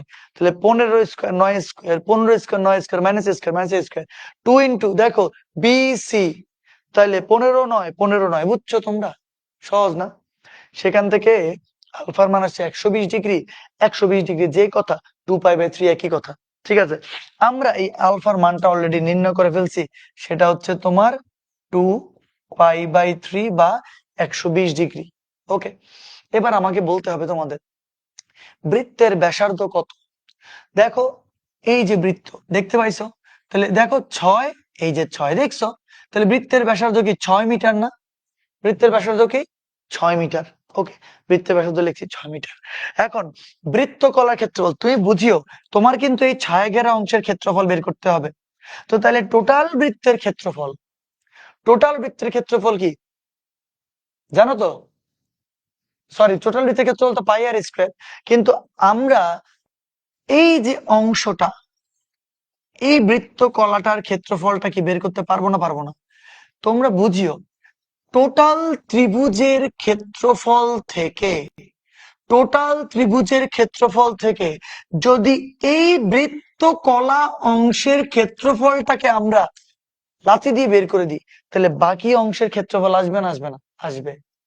টোটাল ত্রিভুজের ক্ষেত্রফল তাহলে বের করব আমরা, এই বৃত্তকলার ক্ষেত্রফল আমরা কিন্তু বের করব, তারপর দেখবো আমাদের অ্যান্সার চলে আসবে। তাহলে এই বৃত্তকলার ক্ষেত্রফল বের করার জন্য, বৃত্তকলার ক্ষেত্রফল হচ্ছে ½ θr²। ½ θ, এই যে দেখো থিটা অলরেডি চলে আসছে, এই যে ½ θr²। আর মানে কি? বৃত্তের ব্যাসার্ধ কত? 6। এই যে ½ θr², সেখান থেকে 12π/m², কিন্তু আমাদের বৃত্তকলার ক্ষেত্রফল। এবার বলো ত্রিভুজের ক্ষেত্রফলটা বের করতে হবে না? তাহলে ত্রিভুজের ক্ষেত্রফল কত আমরা জানি? এই যে ভুলে গেছো, হ্যাঁ আমরা তো জানি না স্যার, কখন না কখন পড়ছিলাম, কি না কি পড়ছিলাম স্যার, সব তো ভুলে গেছি। আমি এখন তোমাদের একটা জিনিস দেখাই, তোমরা এটা পড়ছিলা, কোথায় লিখবো আমি? আমি এখানে লিখি। ত্রিভুজের ক্ষেত্রফল দিয়ে একটা সূত্র পড়ছিলা তোমরা, হাফ ইন্টু বিসি সাইন এ, ত্রিভুজের ক্ষেত্রফল। আল্লাহ, এটা ভুলে গেছো মনে হয় তোমরা। ত্রিভুজের ক্ষেত্রফল লিখে রাখলাম তোমাদের খাতাতে, কত নম্বরে? 21 নম্বর মনে হয় লেকচারে, 21 নম্বর নাকি 20 নম্বর লেকচারে তোমাদেরকে এটা পড়াইছি। ত্রিভুজের ক্ষেত্রফল হাফ বিসি ইন্টু সাইন এ। তো তাইলে বিসি কে, এই যে একটা হচ্ছে বি, বুঝতেছো? একটা হচ্ছে যে তোমার বি, আর একটা হচ্ছে তোমার সি। এই যে B C sine A, A কোনটা কত? 2π/3। মানে সূত্র মতো আর কি, half into B C sine 2π/3। তাহলে এ হচ্ছে কোণ, সেখানে এই কোণটা হচ্ছে আলফা।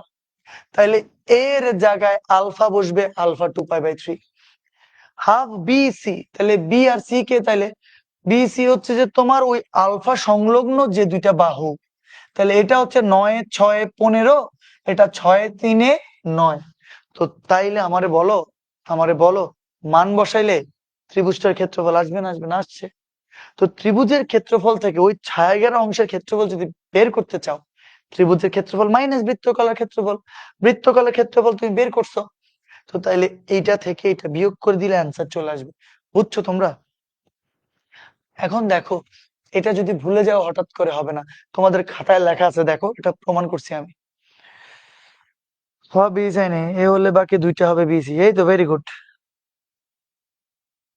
ইজি আছে, ইজি আছে।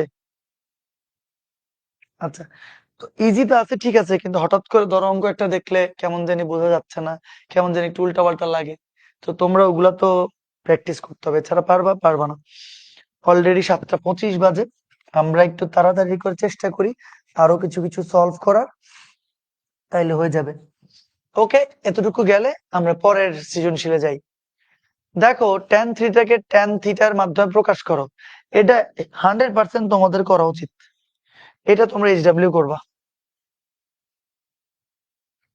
ট্যান 3 থিটার সূত্র জানো না? সেখান থেকে ট্যান থিটার মাধ্যমে প্রকাশ করবা, ঠিক আছে? এইটা কটা তোমরা এইচডব্লিউ করবা। এবার দেখো, একটা ত্রিভুজ দেয়া আছে এবিসি, ভালো কথা। তোমাকে কি বলছে? দৃশ্যকল্প 2 এর আলোকে cos x প্লাস y এর মানটা এ ও বি এর মাধ্যমে প্রকাশ করো। তাহলে আরেকবার, দৃশ্যকল্প 2, কে দৃশ্যকল্প 2? এই যে দৃশ্যকল্প 2, cos x plus cos y equal to a, sin x plus sin y equal to তোমার b। তো তাইলে এই দৃশ্যকল্প 2 এর আলোকে, এটা দৃশ্যকল্প 1, উপরেটা দৃশ্যকল্প 1, এটা দৃশ্যকল্প 2, 2 এর আলোকে তোমারে বলছে cos x plus y এই মানটাকে এ ও বি এর মাধ্যমে প্রকাশ করো, ভালো কথা। তো দেখি আমরা কিভাবে প্রকাশ করব। একদম ইজি। যেটা দেয়া ছিল cos x plus y, cos x plus cos y equal to a, যেটা দেয়া ছিল sin x plus sin y equal to b। আমাকে বলো, মনে আছে cos c plus cos d এর সূত্র? এই ভুলে গেছো তোমরা? cos c plus cos d এর সূত্র মনে নাই? sin cos cos sin cos cos sin sin cos cos, এই যে 2 cos c plus d by 2 cos c minus d by 2 equal to a। এরপর উভয় পক্ষকে করছি বর্গ, বর্গ করলে 2 হবে 4, cos হবে cos স্কয়ার, cos হবে cos square equal to a square. এটাকে একটা 1 নম্বর সমীকরণ দিছি, ঠিক আছে? আবার এটাও দেয়া ছিল। আবার sin c plus sin d, এই যে sin c plus sin d। আল্লাহ, তোমরা যদি এখন ভুলে যাও তাহলে তো হবে না। sin c plus sin d, একদম যদি তুমি প্রথমের পেজে যাও, এই যে sin c plus sin d সূত্র 2 sin c plus d by 2 cos c minus d by 2। মানে সূত্র মুখের আগায় একদম থাকতে হবে, আদারস তো পারা যাবে না। তো তাইলে তাইলে আমরা একটু দেখি তাহলে এটা কি বলতে যাচ্ছি। sin c plus sin d মানে 2 sin c plus d by 2 cos c minus d by 2 equal to হচ্ছে b। আবারও উভয় পক্ষে করছি বর্গ, 2 হয়েছে 4, sin হয়েছে sin স্কয়ার, cos হয়েছে cos স্কয়ার। এটাকে আমরা এবার 2 নাম্বার বলছি। 1 কে 2 দ্বারা ভাগ করছি, আর কিচ্ছু না। 1 কে 2 দ্বারা ভাগ করলে তোমার 4 4 মোকাবেলা যাবে। তারপরে cos square x minus y by 2, এই যে এই পার্টটা, তো cos square x minus y by 2 এই পার্টটা, এটা আবার মোকাবেলা যাবে। তাহলে মোকাবেলা গেলে এখানে থাকবে cos square x plus y divided by 2, এখানে থাকবে sin square x plus y divided by 2। বুঝছো তো? এই যে এই পার্টটা থাকবে এবং এই পার্টটা থাকবে, বাকিগুলো দেখিও সব মোকাবেলা চলে যাবে। তাহলে বাকি এখানে এবার a square by b square হবে, কোনো অসুবিধা নাই। আচ্ছা, তো তাইলে এবার আমারে বলো, যোজন বিয়োজন যদি আমরা করি, এটার সাথে এটা যোগ, এটা থেকে এটা বিয়োগ, ওই যে এটার সাথে এটা যোগ, এটা থেকে এটা বিয়োগ, তাহলে a square plus b square হবে, a স্কয়ার মানে b স্কয়ার হবে, যোজন বিয়োজন শেষ। cos square theta plus sin square থিটার মান হবে 1, বাস্তব। আর cos square theta minus sin square theta, এই যে ভুলে গেছো আবার। আবার বলি, একটা সূত্র ছিল cos 2 থিটা। cos 2 থিটার প্রথম সূত্র ছিল cos square theta minus sin square theta. দেখছো cos 2 থিটা মানে কি, cos স্কয়ার থিটা মানে sin স্কয়ার থিটা ছিল একদম। cos 2 থিটা দিয়ে 4টা সূত্র ছিল, তার মধ্যে একটা সূত্র ছিল এটা। তো তাহলে cos square theta minus sin square theta মানে cos 2 থিটা। বুঝছো? আরেকবার, cos square theta minus sin square theta মানে cos 2 থিটা। দেখছো 2 আর 2 মোকাবেলা, তাহলে cos x প্লাস y উল্টে গেলে এটা উল্টে যাবে, square minus B square B square plus B square. এটাই তোমার প্রমাণিত করতে বলছে, প্রুফড। পারবেন? জোস জোস, এই যে ডান, ইজিলি প্রুফ। আচ্ছা, মাশাআল্লাহ মাশাআল্লাহ মাশাআল্লাহ। ওকে, এবার দেখো, এবার পরের আরেকটা তোমার সৃজনশীল বলছে। পরের সৃজনশীল কি বলছে দেখো, 2 নাম্বারটাও কমপ্লিট তাইলে। হ্যাঁ, এবার বলছে দৃশ্যকল্প একের আলোকে প্রমাণ করো যে, দৃশ্যকল্প একের আলোকে প্রমাণ করো যে BC cos C minus BC cos B equal to AC minus A B 1 plus cos A, কিছু একটা প্রমাণ করতে বলছে। সো তাইলে এখানে প্রমাণ যেহেতু করতে বলছেই, তো তাইলে এটাই তো লেফট হ্যান্ড সাইড, ওইটা রাইট হ্যান্ড সাইড প্রমাণ হবে আর কি। আমরা ডিরেক্ট লেফট হ্যান্ড সাইড নিয়ে কাজ করি, BC cos C minus BC cos B. ঠিক আছে, এবার আসো, BC cos C minus BC cos B. তোমরা মনে আছে তোমাদের ত্রিভুজ, ত্রিভুজের তোমার কোণ, এই যে এটা কি এ কোণ, এটা কি বি কোণ, এটা কি সি কোণ, এ কোণে বিপরীত বাহু এ, বি কোণে বিপরীত বাহু বি, সি কোণে বিপরীত বাহু সি। ঠিক আছে, তো তাহলে এই যে বিসি, এটা কে, বিসি এটা কি এ না, ওই বিসি জায়গায় এ লিখছি, আবার বিসি জায়গায় এ লিখছি। ঠিক আছে, আচ্ছা, তো তোমরা এখানে কি এ cos সি দেখতে পাও? যখন বিসির মানটা এ লিখছি, কোত্থেকে লিখছি জানো? ত্রিভুজ থেকে। বিসির মানটা এ লিখছি, তাহলে এ cos সি দেখতে পাচ্ছ না? তোমরা কি এই দুইটা সূত্র মনে আছে? তিনটা ছিল এরকম, তিনটা ছিল না? তিনটা ছিল না? ছিল না, ছিল। কি ছিল? একটা ছিল যে তোমার বি ইকুয়াল টু, মনে আছে ওই বি বললে সি আর এ হবে, সি বললে এখানে তোমার ওই যে এ আসবে, এখানে সি বললে এখানে সি যাবে। এভাবে তোমাদেরকে শিখেছিলাম না? তো তুমি আমারে বলো দেখি, এ cos সি, তুমি কি এখানে এ cos সি দেখতে পাচ্ছ? এখান থেকে যদি এ cos সি এর মান লিখতে চাও, তাহলে বি মাইনাস সি cos এ লিখতে পারবা না? পারবা না। তাহলে দেখো এ cos সি এর মানটা বি মাইনাস সি cos এ লিখছি, বুঝছো? মাইনাস, আবার এ cos বি আছে। তো তাহলে দেখো সূত্রগুলো না জানলে হবে না, সূত্রগুলো খুব ভালো করে মুখস্থ করতে হবে। এই যে দেখো এ cos বি, তো তুমি কি এখানে এ cos বি দেখতে পাচ্ছ না? তো তাহলে এখান থেকে কি লেখা যাবে? লেখা যাবে এ cos বি মানে সি মাইনাস বি cos এ। ঠিক আছে, এ cos বি মানে, এ cos বি মানে সি মাইনাস বি cos এ, কিন্তু সামনে তো মাইনাস ছিল, মাইনাস মাইনাসে প্লাস হয়েছে। ওকে, তাহলে B minus C, B minus C. এবার এইটা থেকেও cos এ, এইটা থেকেও cos এ কমন যায়, তাহলে প্লাসটা আগে লিখছি, তাহলে বি মাইনাস সি হবে। তাহলে আবার বি মাইনাস সি, আর বি মাইনাস সি থেকে বি মাইনাস সি কমন যায়, তাহলে এখানে থাকবে 1, 1 প্লাস cos এ। আবার বি, বি মানে কে? এই যে বি, বি মানে কি এসি না? বি মানে এসি, তাহলে বি মানে এসি। আবার সি মানে কি? সি মানে হচ্ছে এ বি না? সি মানে হচ্ছে এ বি। তাহলে এটাই কিন্তু তোমাকে প্রমাণ করতে বলছিল, রাইট হ্যান্ড সাইড প্রুফড। আমাকে বলো তোমরা বুঝছো নাকি? আমাকে বলো বুঝছো নাকি, বলো প্লিজ, বলো দেখি বুঝছো নাকি।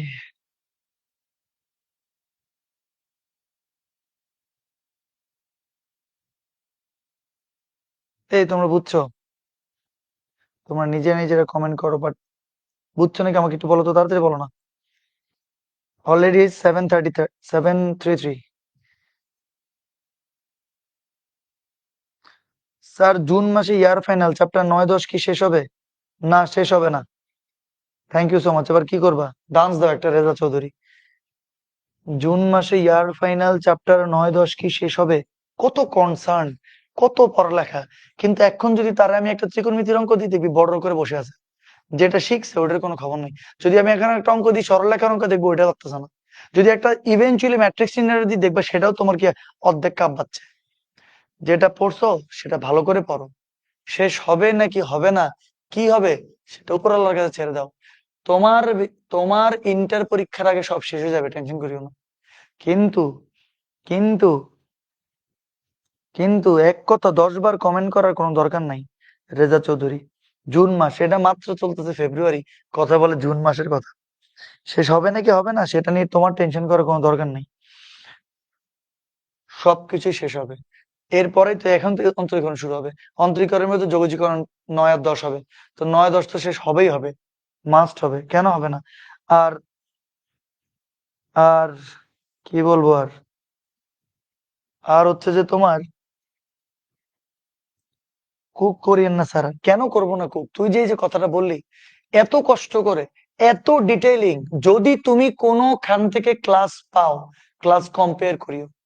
দেখো, যখন তুমি ডিটেইলড পড়বা, আস্তে আস্তে পড়বা, বুঝে বুঝে পড়বা, সময় লাগবে। কিন্তু ওই সময়টা যদি আমাকে না দাও, তাহলে তোমার বেসিক আমি চাইলেই শেষ করে দিতে পারবো। চাইলে আমি পারবো। আমার ক্লাস কম নিলে কষ্ট কম হবে, আমার লাভ হবে, তোমার লস হবে। তোমার লস আমি চাই না।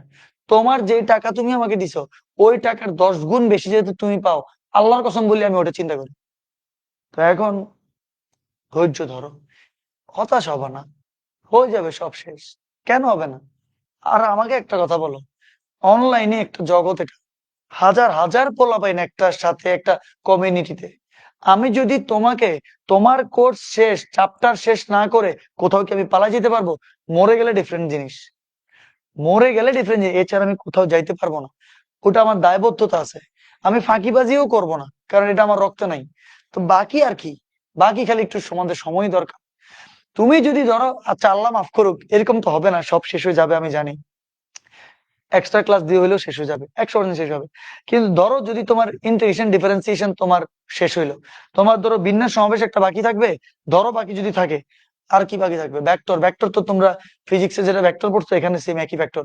ধরো যদি তোমার বিন্যাস সমাবেশ হচ্ছে, ফাংশন আছে, ফাংশন আছে, ধরো বিন্যাস সমাবেশ ফাংশনের 2টা চ্যাপ্টার বাকি, অন্তরীকরণ যোগজীকরণ হয়ে গেছে, ধরো চিন্তা করো। তো তাইলে আমারে বলো দেখি, ক বিভাগে কি আছে? ক বিভাগে আছে ম্যাট্রিক্স নির্ণয়, সরল রেখা, বৃত্ত, এগুলা। এগুলা থেকে তুমি 100%, 100% তুমি 2 সেট পাবা। ঠিক আছে? এবার খ বিভাগে তোমার আছেই ত্রিকোণমিতি, অন্তরীকরণ, যোগজীকরণ, আর কিচ্ছু নাই। এখান থেকে 100% তুমি 3 সেট পাবা। মানে তোমার আসবে টোটাল 8 সেট। টোটাল 8 সেট থেকে ম্যাট্রিক্স সরল বৃত্ত থেকে 2 সেট, তুমি অ্যান্সার করতে পারবা। আর ত্রিকোণমিতি, অন্তরীকরণ, যোগজীকরণ তো শেষ যদি করাই দিই, এখান থেকে 3 সেট পাবা। 4 সেট আসবে, 3 সেট এখান থেকে কমন করবো। 4 সেট তো এগুলো থেকে আসবে, মানে ওখান থেকে 4 সেট কমন পাওয়ার কথা, কারণ এগুলোই তো আছে, আর তো কিছু নাই। খ বিভাগে ত্রিকোণমিতি থেকে 2 পেপার আসবে, অন্তরীকরণ, যোগজীকরণ থেকে 2 সেট আসবে, মানে টোটাল 4টা সেট। তাহলে এই 4 সেট 2 সেট, তাহলে টোটাল 8 সেট থেকে তুমি 6 সেট কমন পাও। তোমার দিতে হবে কত? তোমার দিতে হবে 5 সেট। তাহলে তুমি ওই 50 নাম্বার অ্যান্সার করতে পারবা নাকি আগে বলো তো আমারে, যদি শেষ হয়। তুমি যদি বিন্যাস সমাবেশ তোমার বাকিও থাকে, ফাংশন যদি বাকিও থাকে, তাও তো তুমি 5 সেট ফার্স্ট ইয়ার ফাইনালের জন্য অ্যান্সার করতে পারার কথা। কিন্তু ওইগুলোতেও তো পারবা না, কারণ ওরকম প্র্যাকটিস করো না, ওরকম ভাবে। সবার জন্য এই কথাগুলো আসলে একদম সত্যি কথা। সিলেবাস শেষ হয়ে যাবে, তা আমি তোমার বিন্যাস সমাবেশ না পড়াই, বিশ্বাস করো কোথাও পালাই যাব না। ওই আবার বলতেছি, মরে গেলে ডিফারেন্ট জিনিস। তো এখন কিন্তু যদি অ্যাকচুয়াল শেষ করতে চাও, প্রত্যেকটা বেসিক বুঝতে চাও, প্রত্যেকটা অ্যাডমিশন পর্যন্ত তোমার বেসিকটাকে ক্লিয়ার করতে চাও, আমাকে একটু সময় দিবা, সুন্দরভাবে শেষ হবে, কোনো টেনশন করিও না।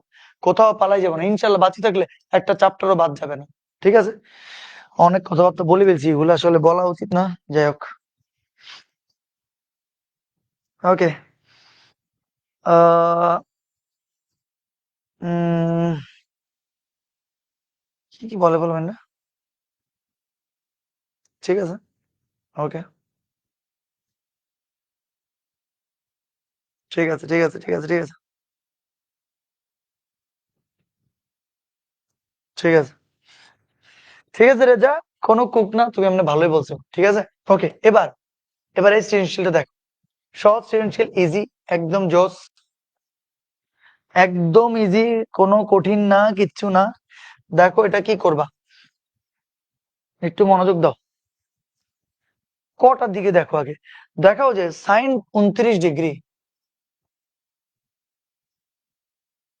বলছে sine 29 degree plus cos 29 degree, 29 degree equal to, তোমাকে প্রমাণ করতে বলছে √2 cos 16 ডিগ্রি।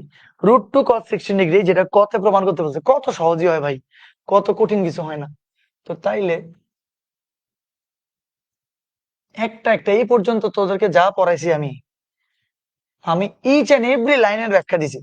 এমন কোন লাইন এরকম হয় না যে মোটামুটি ব্যাখ্যা দিইনি, সব পড়াইছি ইনশাল্লাহ, পড়াবো আরো।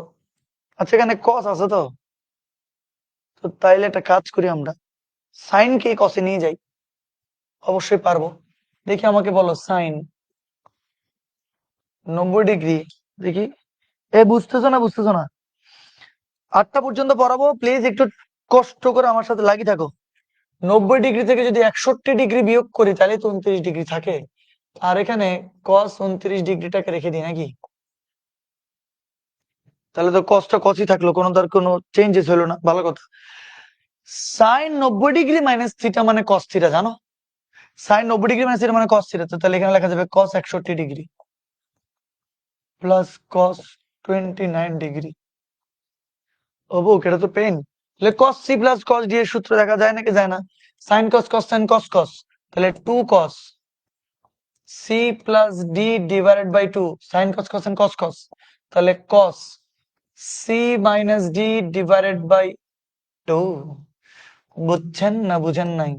তাহলে 2 কস 61 যোগ 29, 61 যোগ 29 90। 90 কে 2 দ্বারা ভাগ করলে আসবে 45, আর কস 61 থেকে 29 যদি চলে যায় তাহলে কত আসবে এখানে? এই যে এখানে মনে হচ্ছে যে আসবে আমাদের আহ কত আসবে বলেন দেখি, 16ই আসবে, এই 16টা, কারণ 61 মাইনাস 29 ডিভাইডেড বাই 2, তাইলে 32। ঠিক আছে 16, এ বুঝছো না বুঝো নাই? সব ঠিক আছে, হিসাব নিকাশ করে দেখো, each and everything is perfect.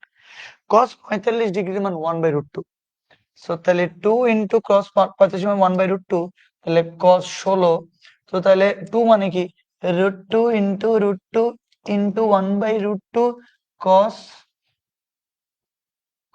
16 √2 মোকাবেলা, তাহলে √2 cos 16, এটাই তো প্রমাণ করতে বলছে। হ্যাঁ √2 cos 16, এই যে প্রমাণিত, ঠিক আছে, রাইট হ্যান্ড সাইড। ওকে, তো তাইলে তাইলে প্লিজ মনোযোগ, এবার আমরা খতে যাব। বলছে দৃশ্যকল্প একে, এটাই দৃশ্যকল্প এক, ওই যে সে ঐতিহাসিক এ কোণ বি কোণ সি কোণ, দৃশ্যকল্প একে। ও আল্লাহ, এটা তো প্রমাণ তো করেই ফেলছি, এটা ওয়াও, কি যে ভালো লাগতেছে। লাস্ট ক্লাসের সর্ব লাস্ট অঙ্ক লিখে দি, এই যে মনে নাই 45 বা 135, লাস্ট ক্লাসের লাস্ট অঙ্ক, এটাই করাইছিলাম, লাস্ট ক্লাসের লাস্ট অঙ্ক, ঠিক আছে না? তো এই অনেক ইম্পর্টেন্ট অঙ্ক বলছিলাম এটা আমি, তো এটা তোমরা করবা, আমার মনে হয় বুঝছো তোমরা। আচ্ছা, তো তাহলে খ শেষ, এবার কোথায় যাব আমরা? এবার আমরা গতে যাব। তাহলে দৃশ্যকল্প 2 হতে দেখাও যে দৃশ্যকল্প 2 কে, এই যে দৃশ্যকল্প 2, sin 2 alpha equal to Q minus sine 2 beta, আর cos 2 beta equal to P minus cos 2 alpha, ঠিক আছে? তো তাইলে এই যে দৃশ্যকল্প 2 থেকে আমাদেরকে এই cos আলফা প্লাস বিটাটা প্রমাণ করতে হবে। দেওয়া আছে দেখো, sin 2 আলফা ইকুয়াল টু এটা, cos 2 বিটা ইকুয়াল টু এটা, তো দেখি আমরা। তো sin 2 আলফা ইকুয়াল টু এটা দেওয়া আছে, আর cos 2 বিটা ইকুয়াল টু দেওয়া আছে। তাহলে sin 2 বিটা যদি এই পাশে যায়, তাহলে sin c প্লাস sin d, sin c প্লাস sin d সূত্র 2 sin c প্লাস d বাই 2 cos c মাইনাস d বাই 2, আশা করি বুঝছো। এটা তো কতবার পড়াইছি। তাহলে 2 কমন হলে 2 2 মোকাবেলা আলফা প্লাস বিটা থাকবে, 2 কমন হলে 2 2 মোকাবেলা আলফা মাইনাস বিটা থাকবে, এটাকে আমরা 1 নম্বর সমীকরণ দিছি। এরকমই তো একটা অঙ্ক কেন জানি পড়ছিলাম মনে হচ্ছে কিছুক্ষণ আগে। আবার এখান থেকে cos 2 alpha plus cos 2 beta, একইভাবে cos c প্লাস cos d এর সূত্র 2 cos c plus d by 2 cos c minus d by 2 থেকে একদম একইভাবে এই জিনিসটা চলে আসবে। তো তাইলে 1 নাম্বার 2 নাম্বারকে দিয়ে আমরা যদি ভাগ করে দিই, তো তাইলে আমরা কি পাবো? আমরা অবশ্যই দেখো, ও এরকম একটা করছিলাম কিছুক্ষণ আগে লাগতেছে। cos alpha minus beta, cos alpha minus beta আমরা মোকাবেলা করছি। মোকাবেলা করলে 2 টু মোকাবেলা, sin by cos, sin by cos মানে কি tan, তাহলে q বাই p, এই যে q বাই p, সহজ আছে ভাই, কঠিন কিচ্ছু না। এরপরে এটাকে আমরা যদি রুট ওভার দিয়ে লিখি, মানে মানে বুঝো নাই তোমরা, মানে এটাকে যদি আমরা রুট ওভার দিয়ে লিখি, তো তাহলে এটাকে tan লেখা যাবে নাকি tan স্কয়ার আসবে, স্কয়ার আসবে, তো এটা যা আছে তা। এবার sec স্কয়ার থিটা মানে কি 1 প্লাস tan স্কয়ার থিটা, মনে পড়ে? লিখে দিই, sec square theta equal to 1 plus tan square theta. তো তাইলে tan square theta equal to কি? sec square theta minus 1, sec square theta minus 1। তো tan স্কয়ার থিটা মানে sec স্কয়ার থিটা মাইনাস 1। তো তাইলে উভয় পক্ষকে বর্গ করছি, রুট চলে গেছে, এটা থাকলো, উভয় পক্ষে বর্গ করলে Q square by P square আসলো, ওয়ানটা ও পাশে গেল। এবার sec square alpha plus beta থাকলো, এখান থেকে লসাগু করলাম। sec স্কয়ারকে যদি cos স্কয়ার লিখি, তাহলে এটা উল্টাই যাবে, পি স্কয়ার যাবে উপরে, পি স্কয়ার প্লাস কে স্কয়ার আসবে নিচে, সেখান থেকে cos আলফা প্লাস বিটার মান চলে আসবে প্লাস মাইনাস যেটা, যেটা এই রাইট হ্যান্ড সাইডে মানে যেটা ওপাশে ছিল। আমার মনে হয় তোমরা এটা বুঝে গেছো, না বোঝার কিচ্ছু নাই? বুঝে গেছি স্যার, ডান ডান ডান ডান ডান ডান। আচ্ছা ঠিক আছে, বলছি 8টা পর্যন্ত পড়াবো। তো তাইলে এই দেখো আরেকটা সৃজনশীল কিন্তু শেষ, ঠিক আছে, আরেকটা সৃজনশীল শেষ, হ্যাঁ আরেকটা সৃজনশীল শেষ। এই যে এই কালার কেন, এই কালার। তো তাহলে এই সৃজনশীল যদি শেষ হয়ে যায়, এরপরে দেখি আমরা, এরপরে হচ্ছে আরেকটা সৃজনশীল, ঠিক আছে। প্রমাণ করো যে, অনেক কিছু বলছে এখানে, দেখি আমরা একটু কি অবস্থা, এখানে কি প্রমাণ করতে বলছে। কয় তো করি নাই, ক কই, ক করতে হবে না আগে? তাহলে ক করি আগে নাকি? কিচ্ছু নাই, কিচ্ছু নাই না বুঝার। sec কে 1 বাই cos লিখছে, এখন এটা যদি না বুঝি তাহলে আর কেমনে হবে? আমাকে বলো দেখি, cos c প্লাস d, না না না, cos a প্লাস b, নাউজুবিল্লাহ। cos a প্লাস b সূত্র ওই প্রথম দিন যেটা তোমার প্রমাণ করছিলাম, cos a প্লাস b সূত্র কি? cos a cos b minus sin a sin b, cos a cos b minus sin a sin b, উপরে কত 1 আছে, গুণ আছে, কে গুণ, আবার কি লেখা যাবে 1, cos a প্লাস b সূত্র, cos a মাইনাস b সূত্র, তাহলে মাইনাসটা গেলে প্লাস হবে। সূত্র আশা করি মনে আসতেছে তোমাদের, নাকি সূত্র মতো সব ভুলে গেছে, আল্লাহ কথা ছাড়া কে জানে। তো তাহলে cos a মাইনাস b সূত্র হচ্ছে cos a cos b plus sin a sin b, তাহলে sin a sin b। ওকে ওকে ওকে ওকে, এখান থেকে লিখি, এখানে কি লেখা যায় দেখি বলো তো। cos 45 ডিগ্রি মান কত? 1 by root 2 cos theta, minus sin 45 degree মান কত? 1 by root 2 sin theta, into into কি আছে এখানে, নাউজুবিল্লাহ, এই যে এটাকে নিতে হবে নিচে, এখানে আছে, তোমরা কি দেখতে পাচ্ছ? একটু ছোট করে দিব, ছোট করে দিই। এই যে এখন পারফেক্ট। কি হয়ে গেল আবার, কেন এত কিছু সমস্যা? টিচিং মোড, ওকে। এবার দেখো, তো তাহলে কি লিখলাম এখানে? 1 1 লিখলাম। cos 45 ডিগ্রি মান কত? 1 বাই রুট 2, সাথে কি আছে? cos থিটা আছে, প্লাস sin 45 ডিগ্রি মান 1 বাই রুট 2, সাথে কি আছে? sin থিটা আছে। কি আর করব, কমন টমন নাও, যা আসতেছে করতেছি ভাই, কিচ্ছু তো করার নাই। 1 বাই রুট 2 যদি কমন নাও, তাহলে cos theta minus sin theta, into এখানেও যদি 1 বাই রুট 2 কমন নাও, তাহলে কি হবে? কি এটা আবার ব্র্যাকেট, আচ্ছা, তাহলে cos theta plus sin theta. Okay, 1 by root 2 1 by root 2 দোনোখানে আছে। 1 বাই রুট 2 যদি উপরে চলে যায়, তাহলে উপরে রুট 2 হবে না, ইনটু এখানেও উপরে রুট 2 হবে না, তাহলে a plus b into a minus b, একসাথে লিখে ফেলি, একসাথে লিখবো, 100% লিখবো, তোমরা না বললেও লিখে ফেলবো এখন। তো তাইলে √2 উপরে গেল, √2 উপরে গেল, a plus into a minus b মানে হবে a square minus b square. তো এটা গুণ করলে হবে 2 cos কে থিটা মাইনাস sin কে থিটা কি ছিল? cos 2 theta. তাহলে cos 2 থিটা, ভাই প্লিজ বল প্রমাণ হয়ে গেছে? ও sec 2 থিটা, ও হয়েছে। তো তাহলে 2 তো তাহলে 1 বাই cos মানে sec না, 1 বাই cos মানে sec, তাহলে sec 2 থিটা। এই যে রাইট হ্যান্ড সাইড চলে আসছে। হয়ে যাবে, কেমনে কেমনে দেখবা হয়ে যাবে, তুমি করতে থাকবা আল্লাহর রাস্তায়। এই করতেছি আল্লাহর রাস্তায়, হয়ে গেছে, হয়ে যাইতেই হবে। আচ্ছা, এটা যদি তোমরা বুঝে যাও ক, তাহলে এবার খ, প্লিজ মনোযোগ। এবার কিন্তু খ, পি এর মান 0 হলে পি কোথায়? ওরে বাবুরে, পি তো বিশাল, এই যে পি বিশাল। পি এর মান শুনলে একটু মনোযোগ দিও।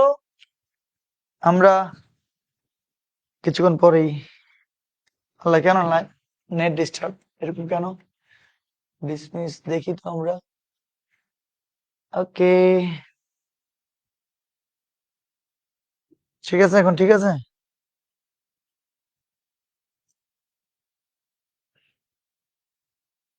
আবার প্রবলেম শুরু না? এখন তো একটু ক্লিয়ার লাগতেছে মনে হচ্ছে। দেখো তোমরা ঠিকঠাক আছে নাকি সবকিছু এখন। আচ্ছা, আমি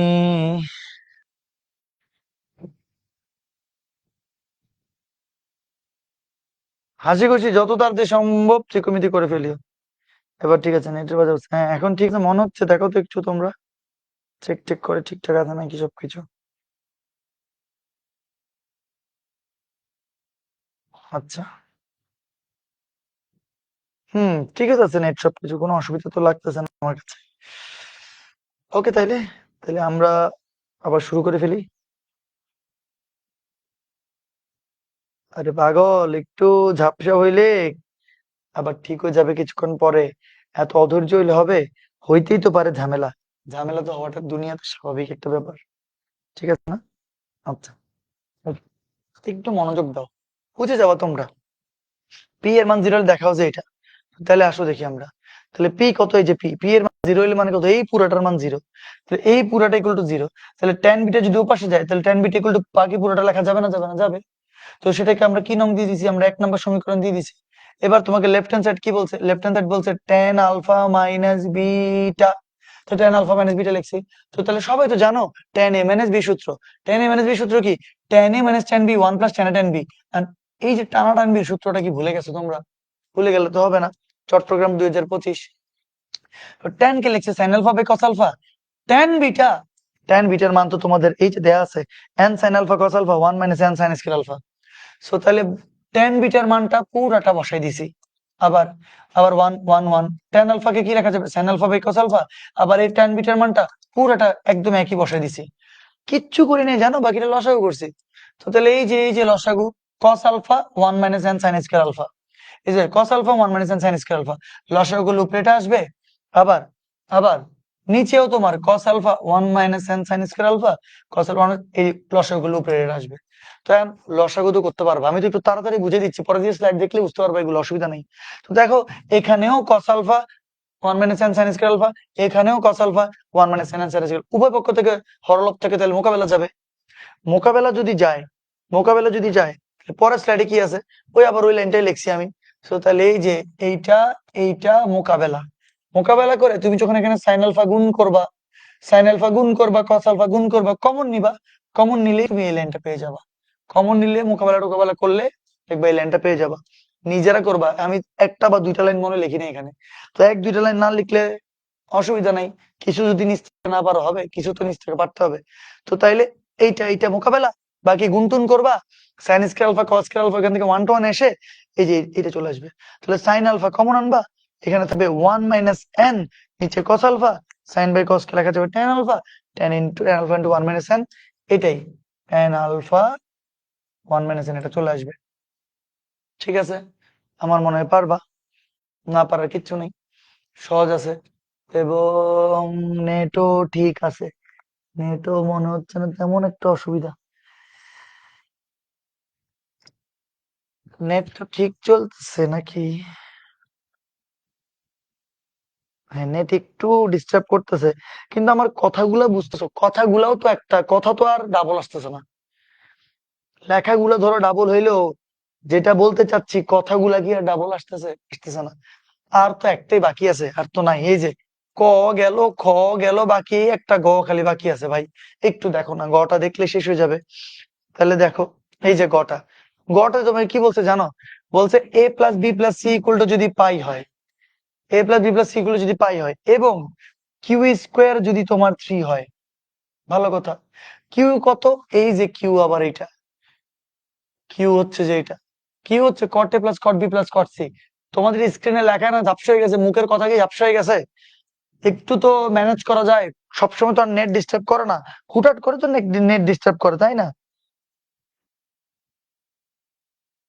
আচ্ছা, আচ্ছা দেখো তাইলে, তো তাইলে এ প্লাস বি প্লাস সি যদি পাই হয়, কি স্কোয়ার ইকুয়াল যদি 3 হয়, কিউ হচ্ছে এই যে দেওয়া আছে cot A plus cot B plus cot C. তাহলে প্রমাণ করতে হবে A equal to B equal to C. এই যে একটা একটা প্র্যাকটিস করে দিচ্ছি তোমাদেরকে, একটু সুবিধা হবে যাতে তোমাদের। তাহলে A plus B plus C equal to pi. ভালো। তো দেওয়া আছে কি, Q equal to cot A plus cot B plus cot C দেওয়া আছে, এবং A plus B plus C pi এটাও দেওয়া আছে। এখন আমারে বলো, তাহলে B plus C equal to কি লেখা যাবে? এটা যদি ও পাশে যায়, এটা যদি ও পাশে যায়, তাহলে পাই মাইনাস সি লেখা যাবে না? যাবে না? যাবে। এরপর উভয় পক্ষে যদি আমি কট নিই, কেন? কারণ সবই কটকে নিয়ে আমাদের এখানে কাজ। তাহলে cot B plus C equal to cot pi minus A. ভাইরে, কট সি প্লাস ডি এর সূত্র তোমাদেরকে পড়াইছিলাম, কট এ প্লাস বি এর সূত্র তোমাদেরকে পড়াইছিলাম। দেখবা, কট এ প্লাস বি এর সূত্র দেখবা। এই যে দেখো, আমি দেখাচ্ছি এখনই। এই যে কট এ প্লাস বি এর সূত্র, cot a cot b minus 1 divided by cot b plus cot a। আরেকবার, cot a cot b minus 1 divided by cot b plus cot a। সূত্র তো আছে এখানে, না পারলে কেমনে হবে? তো তাইলে, তাইলে এখন এই যে এখানে, এই যে দেখো, cot b cot c, cot b cot c minus 1 divided by cot b plus cot c, বরাবর সূত্র বসাই দিছি। এখানে cot 180 ডিগ্রি মাইনাস a মানে মাইনাস cot a। আমার মনে হয় এটা না বোঝার কিচ্ছু নাই। এবার cot b plus cot c এর সাথে টোটাল cot a হচ্ছে যে মাইনাস cot a গুণ, এটার সাথে এটা যদি গুণ দাও, minus cot a into cot, আবার minus cot b cot a into cot c। এই পুরোটা গুণ দিয়ে যদি এ পাশে নিয়ে আসো, তাহলে cot b cot c তো আগে থেকেই ছিল। বাকি এখান থেকে এ পাশে নিয়ে আসলে cot a cot b এ পাশে আসলে হবে plus, cot a cot c এ পাশে আসলে হবে প্লাস, এত ইকুয়াল টু হবে 1। সেটাকে সেটাকে পুরাটাকে দিচ্ছি তোমার 1 নাম্বার সমীকরণ। ভাই এটা যদি না বুঝো, সিম্পল জিনিস, এটার সাথে গুণ করে সবগুলোকে এ পাশে আনছি, আর কিচ্ছু করি নাই। ওকে।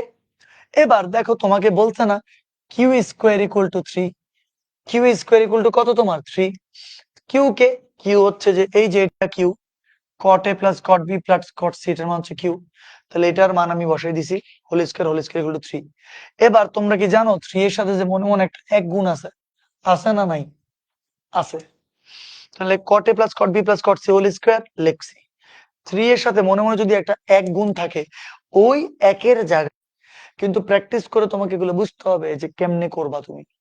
ওকে। তাহলে A plus B plus C whole square সূত্র কি? আরেকবার, A plus B plus C whole square সূত্র কি?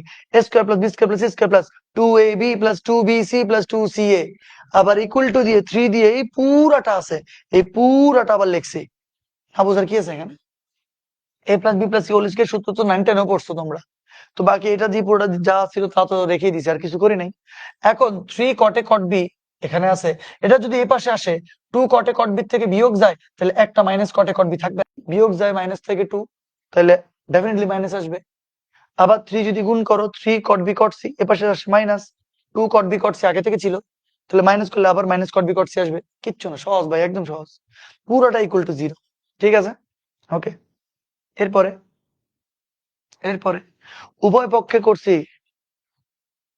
2 দ্বারা গুণ। কি দ্বারা গুণ? 2 দ্বারা গুণ। তো তাহলে কট স্কোয়ারে এটা হয়েছে 2 কট স্কোয়ারে, আমি লিখে দিচ্ছি, ধরো উভয় পক্ষকে 2 দ্বারা গুণ করে,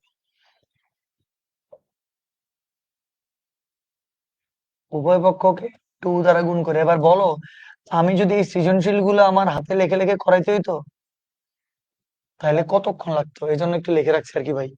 তাহলে 2 দ্বারা গুণ করলে ঠিক, কেন 2 দ্বারা গুণ করলে কি কোনো অসুবিধা আছে? কোনো অসুবিধা নেই। কট স্কোয়ারে 2 কট স্কোয়ারে আর 5 মিনিট লাগবে, শেষ। 2 কট স্কোয়ারে two cot square B, two cot square C, এটার সাথে আসবে টু, এটার সাথে আসবে টু, এটার সাথে আসবে টু, টু দ্বারা জিরো গুণ করলে জিরো। আচ্ছা, আমার মনে হয় এতটুকু বুঝতে পারছো।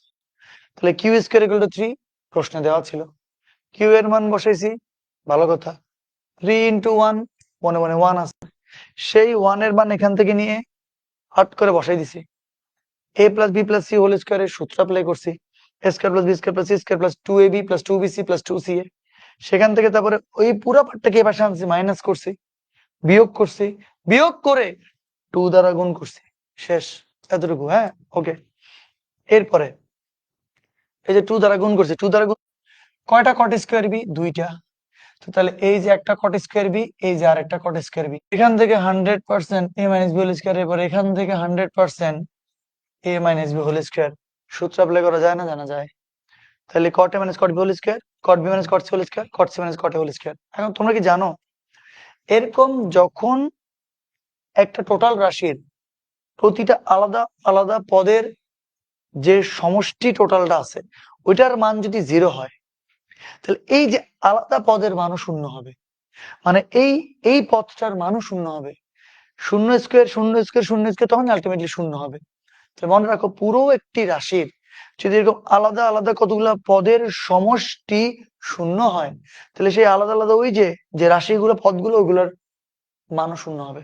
তাহলে এখান থেকে লেখা যাবে cot a minus cot B equal to 0, cot B minus cot C equal to 0, cot C minus cot equal to 0। তো লেখা যাবে cot a equal to cot B, cot B minus যদি ওপাশে যায় cot C, cot C minus যদি ওপাশে যায় cot a। তো তুমি বুঝতে পারতেছো, cot a cot B, cot something, তাহলে সামথিং ইকুয়াল টু সামথিং, তাইলে সামথিং ইকুয়াল টু সামথিং। আবার কট বি কট সি, তাহলে something equal to something, cot C cot A, cot C equal to, এটা equal to হবে, okay. তাহলে C equal to এ হবে, এখান থেকে সি ইকুয়াল টু এ হবে। আমি খুব ফাস্ট লিখছিলাম তো তখন, এই জন্য। তো তাহলে A equal to B, B equal to C, C equal to A, একসাথে A equal to B equal to C লেখা যাবে না? যাবে না? যাবে। এটাই তোমাকে প্রমাণ করতে বলছে, এটাই তোমাকে প্রমাণ করতে বলছে যে A equal to B equal to C. তো তোমরা আমাকে বলো, তোমরা কি বুঝছো না বুঝো নাই? একটু লেন্দি, কিন্তু বুঝছো তো? না বুঝালে তো শান্তি লাগতেছিল না আমার। নেট গেছে কারণ হয়ে যায় না, কারণ আওয়াজ হয়। ওকে ফাইন, আমি নেটওয়ার্ক আজকে এত পেইন দিচ্ছে কেন? শেট, আল্লাহ, নেটওয়ার্ক এত পেইন দিল কেন?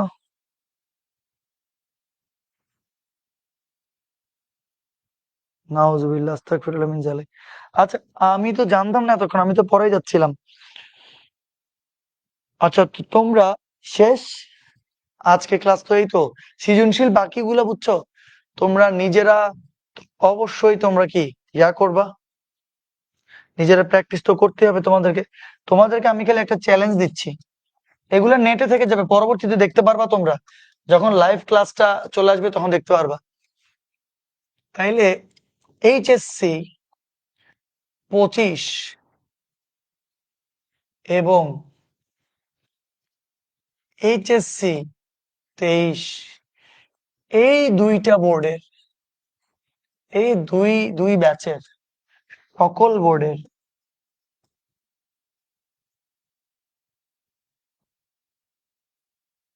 সকল বোর্ডের সৃজনশীল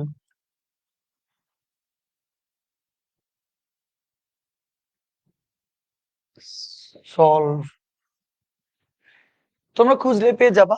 এইচএসসি 25 এবং এইচএসসি 23 এর সকল বোর্ডের সৃজনশীল সলভ করে কয়টা হবে আমাকে জানাবা, তোমরা কমেন্টে জানাবা বা যে কোনো উপায়ে জানাবা, ঠিক আছে? কয়টা সৃজনশীল হচ্ছে এখানে, ওই সবগুলো সৃজনশীল, ওই সবগুলো সৃজনশীল একটা চ্যালেঞ্জ আর কি। তা আমি আমি এটাকে বলে দিই two board, two year, not two board, two year CQ challenge. I hope challenge বানানো হচ্ছে, হ্যাঁ ঠিক আছে। তাহলে এইটা হচ্ছে টু ইয়ার সিকিউ চ্যালেঞ্জ, নতুন একটা সিকিউ চ্যালেঞ্জ দিলাম তোমাদেরকে, যেটা হচ্ছে যেটা হচ্ছে 25 ব্যাচের এবং 23 ব্যাচের। কারণ 24 ব্যাচ তোমার পরীক্ষা হয়নি, 24 ব্যাচ তোমার নাই, তাহলে 25 আর 23 ব্যাচের এই 2 ইয়ারের সিকিউ চ্যালেঞ্জ তোমরা করবা। আমি খুব ভালো মানের পুরস্কার দিব এটাতে, এবং সব সুন্দর করে তোমরা সলভ করবা। আমার অনেক ধৈর্য, আমার অনেক ধৈর্য। তোমরা এগুলো সব পেয়ে যাবা, ঠিক আছে? যখন রেকর্ড দেখবা আবার সব দেখবা পারফেক্টলি আসতেছে। নেটওয়ার্কের হয়তো একটু ঝামেলা হয়েছে আর কি আজকে। আচ্ছা, তো এই 2টা যদি সাল কেউ করতে পারো, তোমাদের আর কিচ্ছু লাগবে না, 100% দেখবে তোমার সবকিছু হয়ে যাবে। তো দেখো আমরা কত কিছু পড়ছি এখন পর্যন্ত, দেখছো? এই যে অনেক কম সময়ে আমরা কিন্তু অনেকগুলো টপিক আমরা শেষ করে ফেলছি, ঠিক আছে? অনেকগুলো টপিক আমরা শেষ করার ট্রাই করছি। ফাইনালি তোমরা এইটা করবা, ঠিক আছে? সো ত্রিকোণমিতির সৃজনশীল তোমরা যত বেশি প্র্যাকটিস করবা তত বেশি তোমাদের জন্য ভালো হবে।